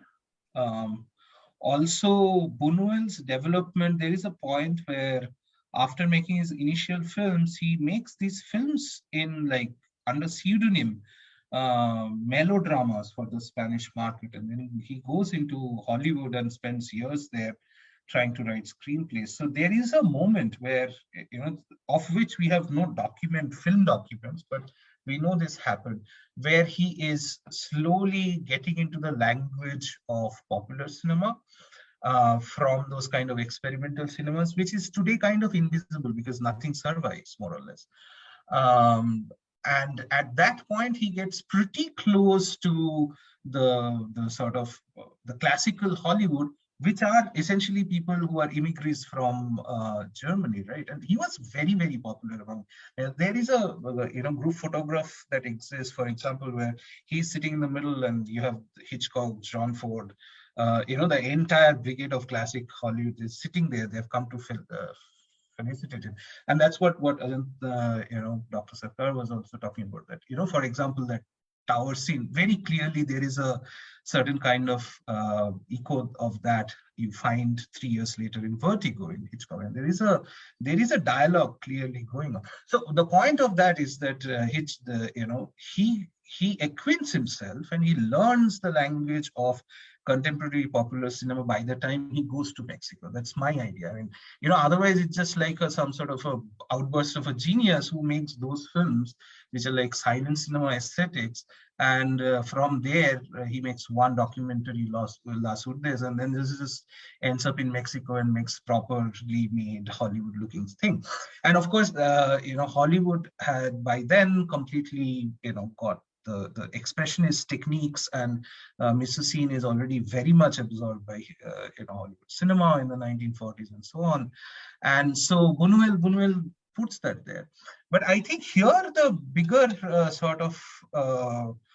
more direct source is the work of Antonio Gaudí, the Barcelona, the famous Spanish architect, whose work also uses this kind of expressionist Gothic, this crooked line architecture, which I think is directly referenced in the film, where you hear the father or grandfather comes back from there and builds this, etc., etc. So I think there is also a sort of referencing of that. But yes, that he is using architecture as an expressionist in an expressionist way. Yes, absolutely so. Yes, Geeta, please go ahead. Yeah. Thank you, Nikhila. Thank you, Baidurya, for your very interesting introduction to the film. Mine is just a very small intervention. I thought Buñuel kind of blunts the impact of this, the paranoid character somewhat by treating his elements, with an element. Am I audible? Yes. Yes. Okay. By treating, the whole thing with an element of absurdism. There is a kind of quasi-comical tone to the scenes in which, Francesco appears. And that takes away the horror of a character such as this. And I am, I watched Fassbinder's Martha just a few days before I watched this movie, Elle. And there, I think, that film is, also has a similar theme about this, newly married couple, and then he's completely, suspicious of his wife, and so there, I thought, that kind of, that horror of paranoia that is projected is kind of absent from Buñuel. Probably because of this, what I call the quasi-comical tone that he gives to the scene. Okay, that's very interesting because personally, this is like the I don't know, 8th time I'm watching this film. I don't find this film very comical, but I get what you're saying in the sense that Fassbinder, who is making films in the 70s mainly. Martha you know, the general language of cinema has moved forward. So certain things have become so much permissible that vis-a-vis Fassbinder, when you look at a film that is so couched in Hollywood, sort of Hollywood paradigm, it will look much less sort of this thing. But by Buñuel standard, I mean, as far as I understand Buñuel, it doesn't look like a comedy. But I can point you towards another film which he made, which is one of my most favorite films and which most people haven't watched at all. It's called Ensayo de un Crimen, or Rehearsal of a Crime, which I wanted to show, but I didn't want to have the time, where just the very beginning of the story is there is this guy, again, who's a little boy, whose family is again this elite people, and a revolution is going on in Mexico, and but his parents want to go to party, doesn't matter how many revolution happens, and they go out and they tell the nanny to tell a story of some story to the kid, and this woman's this nanny starts to tell a story of, like, you know, this box, this music box, it's a very dangerous box. It's so nice music, but if you open it, if you wish something, it just comes true. And then suddenly there is a, you know, noise at the window. She goes and opens the window, and the bullet shot comes and she falls down, and she's dead. And the voiceover tells that as a kid, this left a great impression on me, because I really wanted to, you know, get rid of this woman and, you know, have my own time. And so I kind of wished, and then she fell dead. And this is what happened. And then the story basically is, there is this guy who continuously thinks about killing people, but he fails. Like, you know, he goes at a nurse with a knife, and very early on he does that, and the nurse screams and runs away, and in a freak accident falls into a elevator, and she dies. So nobody really takes him very seriously, like, hey, what crime have you done? But he's continuously, and again, that connection of this kind of, you know, delusional imagination of that, again, feudal, the persistence of the feudal, the delusion of mastery, and that's relation to one's relation, and so on and so forth. It keeps on coming. This is a film from 1955. Now, that's a film that is very clearly a very dark comedy. But in this film, I never felt it's comic. But it's interesting to see that you felt that there is a strain of comic performance. Yeah, kind of. For instance, even that scene which we just saw, you know, where he comes out and knocks on this guy's door, and then the, you know, hitting each other and falling to the floor. So, you know, there is some kind of absurdism, you know, to the whole thing. Not exactly comedy in that sense. Yeah, one of the things he's doing, that if you see that, you know, this guy is so elite that he can't actually hit somebody, he just hits it in the throat, like, you know, backhanded slap, and then he gets a you know, proper punch, which is also probably a comment on that kind of a thing. But yeah, I mean, beyond that, that's but also to be mentioned that this is also a star text, because the man who plays this role, Arturo de Cordoba, is like the Devanand or Uttam Kumar of Mexican Gold Age. He was the, you know, height of the gallant gentleman. So the, you know, subversion was happening at that level also. He was making him act in that film. So yeah, that's interesting. Baidurya, sorry. No, sir, go ahead. I was just calling out. Please go ahead. While Baidurya was speaking of it, looking at his, not just Yal, but looking at his filmography.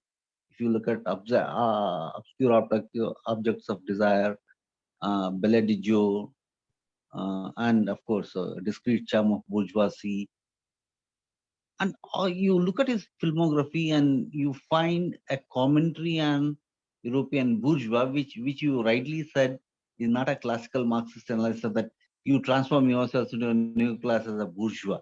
You have a reminiscence of some kind of feudal elements in you. And that reminiscences of feudal elements are so dominant in dominating your bourgeois world. And in that sense, where that reminiscence is look at, or where that hegemony in Gramscian terms, where that hegemony comes from. I mean, classically, economically, you may be detached from your feudal hierarchies, but you want to invest yourselves in bourgeois world. But look at where that hegemony of residual patriarchal hegemony of feudalism comes to you. I think a whole lot of, if you look at Buñuel's filmography, he looks at that patriarchy coming from that psychological analysis of dominating women and dominating women as a fetish. If you look at Discrete Charm of Bourgeoisie, if you look at Obscure Object of Desire, if you look at Ballet du Jour and Exterminating Angels, and kind of consensus among bourgeois themselves about the domination. Is it not interesting in redefining fascism in those terms, where that residual feudalism is in terms of psychoanalytical reminiscence dominating in new corporate world also? Okay, that's a very complicated question because there are many layers to this. Yeah, so what I'm suggesting is exactly that, like just very crudely speaking, take feudal family romance and put it on Buñuel. Like, why can't we put Sahib Bibi Ghulam and Buñuel to Viridiana together? They should be put together because they are both essentially coming from, and that's where I was talking about the social ground, that it is possible for analysis to show that they're both coming from a passive revolutionary situation. That is, Spain essentially is a country, or Mexico, or many of these countries are, and basically, as Parthasarathy says, most of the world is passive revolutionary. Right? It's actually an exception. The West Europe is an exception, where you have a situation where the social transformation was preceded by state formation, as simple as that, right? Which is why you have a situation of this kind of persistence of the feudal, that's why we can think about Buñuel along with all of our many. I mean, there are so many filmmakers and films that we can think about that take up these kind of questions. Not always with the same horror that Buñuel generates, sometimes venerations also, uncritically also, but around the same problematic, right?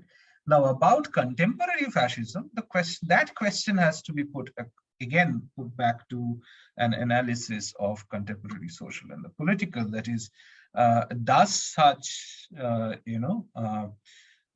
persistence of the feudal, is it still there after the transformations of the neoliberal? What is the role of the feudal in the neoliberal? What does it do to it? And how important it is? What kind of role does it play in contemporary imaginary, whether it's popular media or people or whatever, all of it? And then the question really comes, like, you can't, you cannot decide beforehand that the feudal must be there in the play in contemporary fascism. In fact, I have a problem with the fact that we still continue to call it fascism, because somewhere there is also ingrained in this the idea that the worst that can happen is fascism. Nothing worse is possible.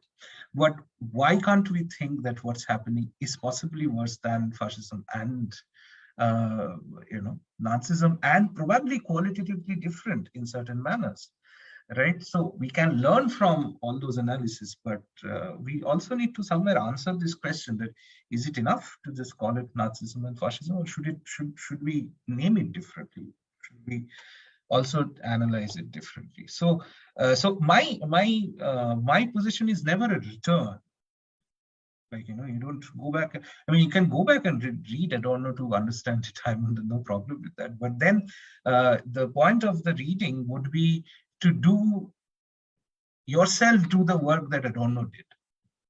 Answer the question that Adorno answered in his time, today in your own time, rather than look for the answer in that time. To put it very, very simply, that's my position.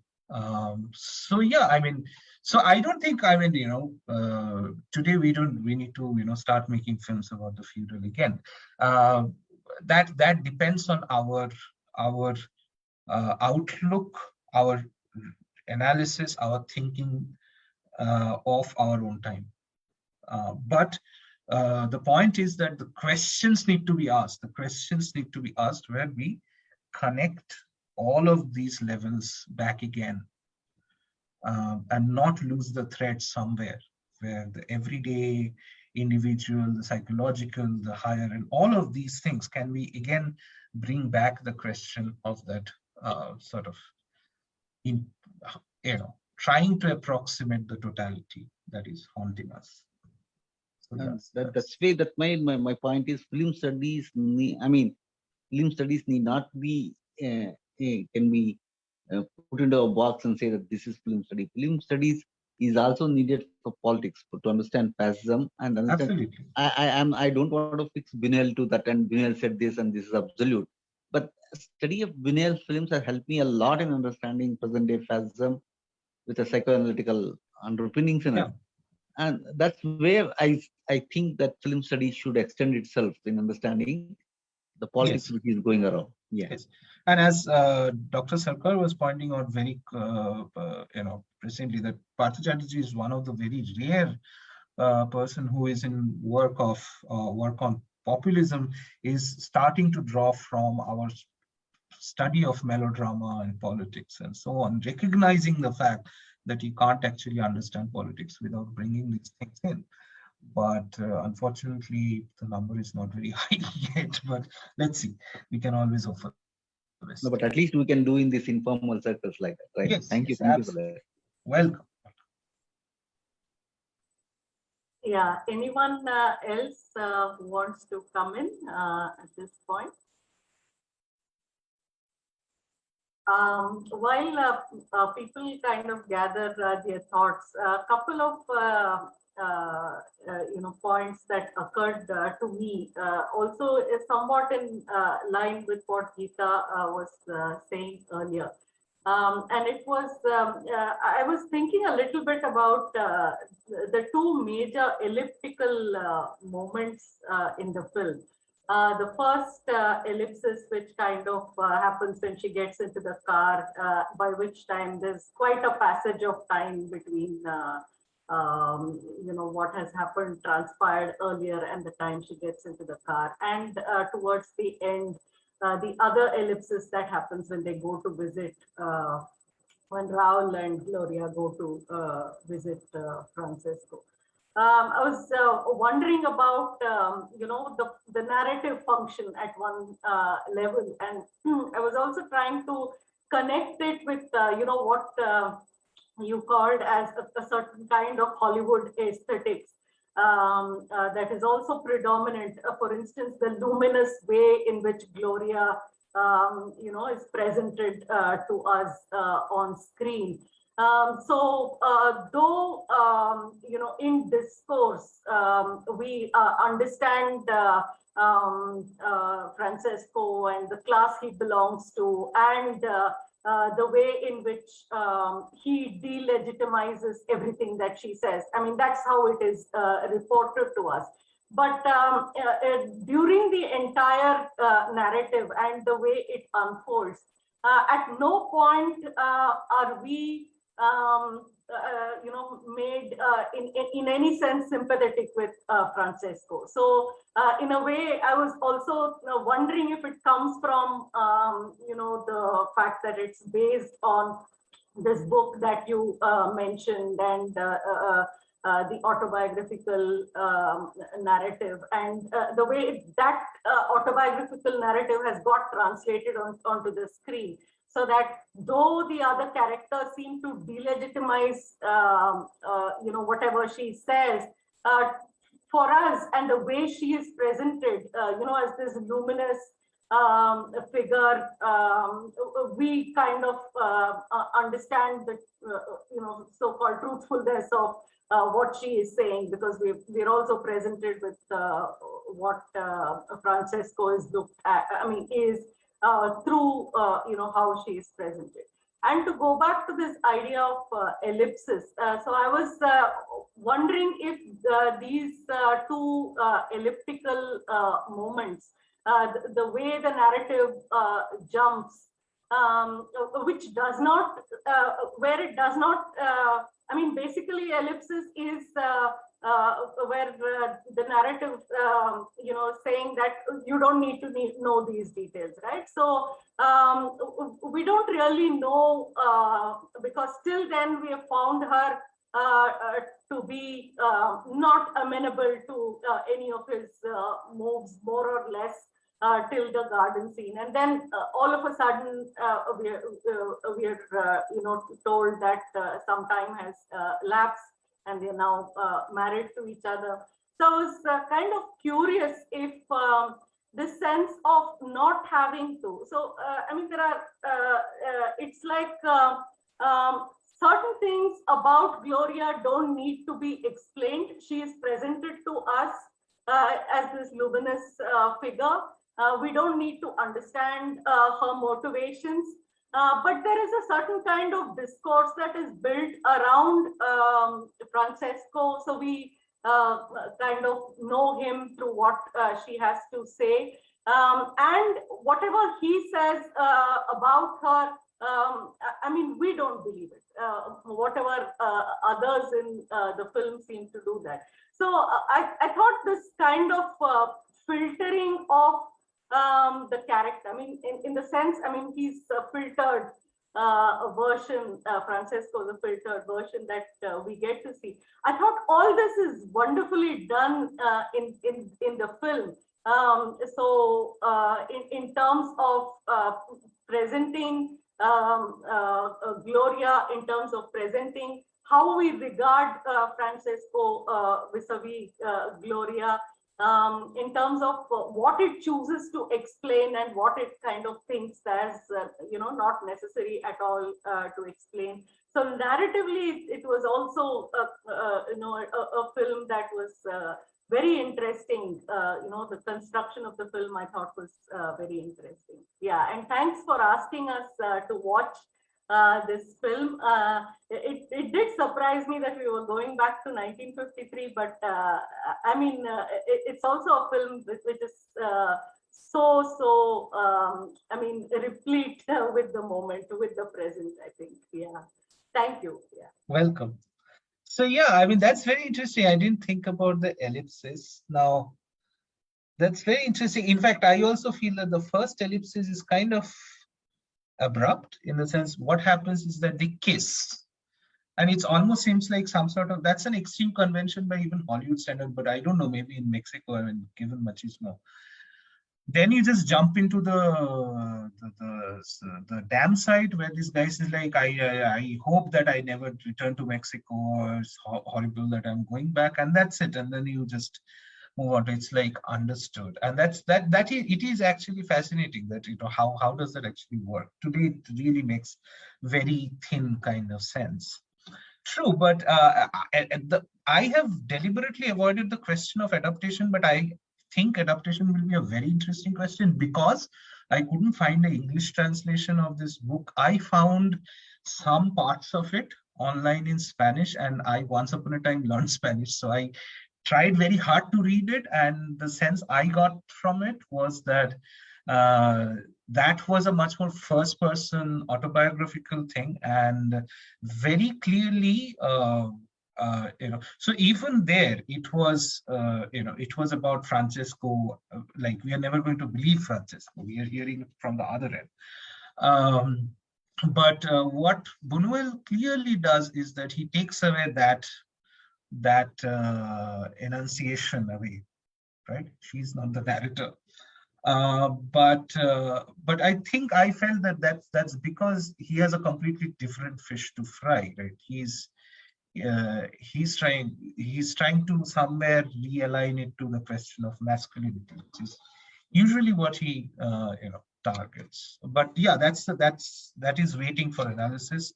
And we might find, and of course, I mean, we should not lose view of the fact that Buñuel was no saint.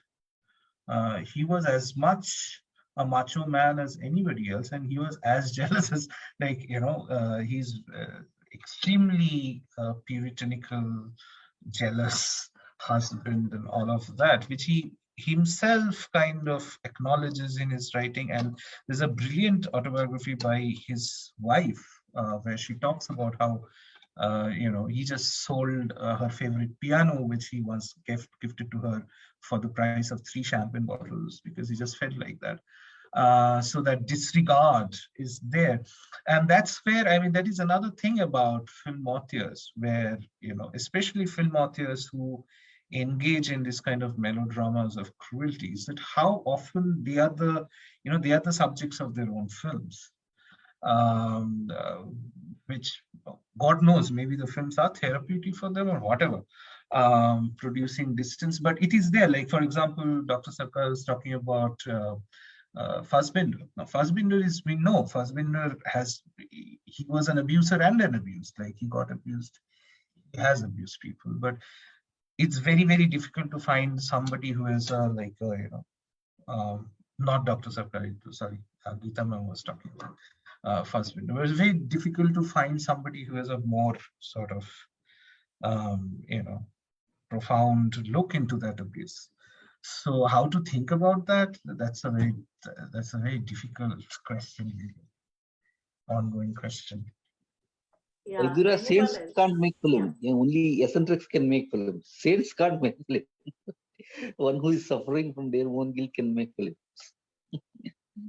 I don't know that. I mean, I teach film students for like filmmakers as my regular daytime job, and many of them seem quite normal, because I mean, on a serious note, the moment we culturally legitimize the idea that a creator is essentially eccentric and suffering, it just gives them a direct license to do all the things that that happens in these industries, which anywhere else one would not do, and that very clearly has a role to play in what we are looking at now, all the things that are coming out. It is precisely because we have always given too much of a license to the creator. So I personally believe, despite training people of the creative industry, that we should consider creative people nothing more than workers, like whatever. Yeah. So a farmer farms and a filmmaker makes films. That's it. Both are works, and they are of the same dignity, nothing more, nothing less. And we should give up on those things, because they have really dangerous practical consequences. So yeah, but yeah, we have filmmakers who have backgrounds. I mean. Yeah, anyone else would like to share their views? Any of the students who still survived into this late hour?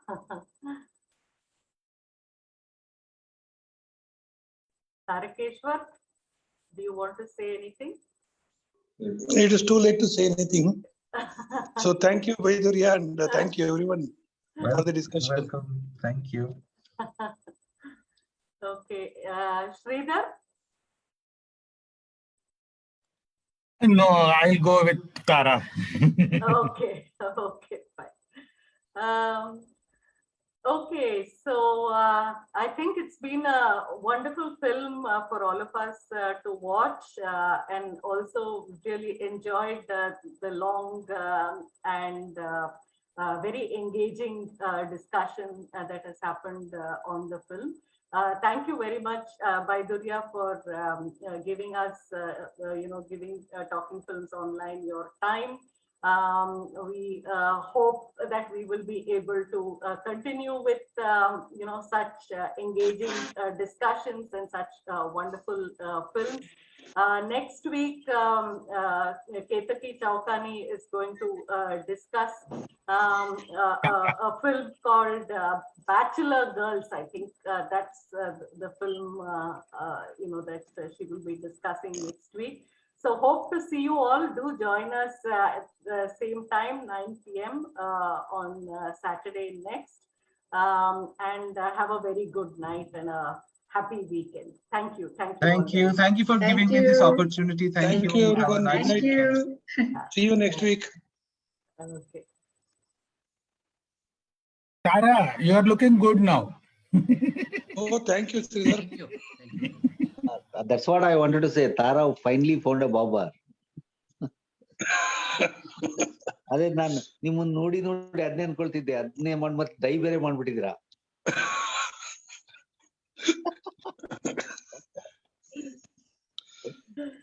So last week he couldn't show up, sir, his face. So this week I think all of you are able to see him. Okay, so have a very good night. Bye. Bye. Bye.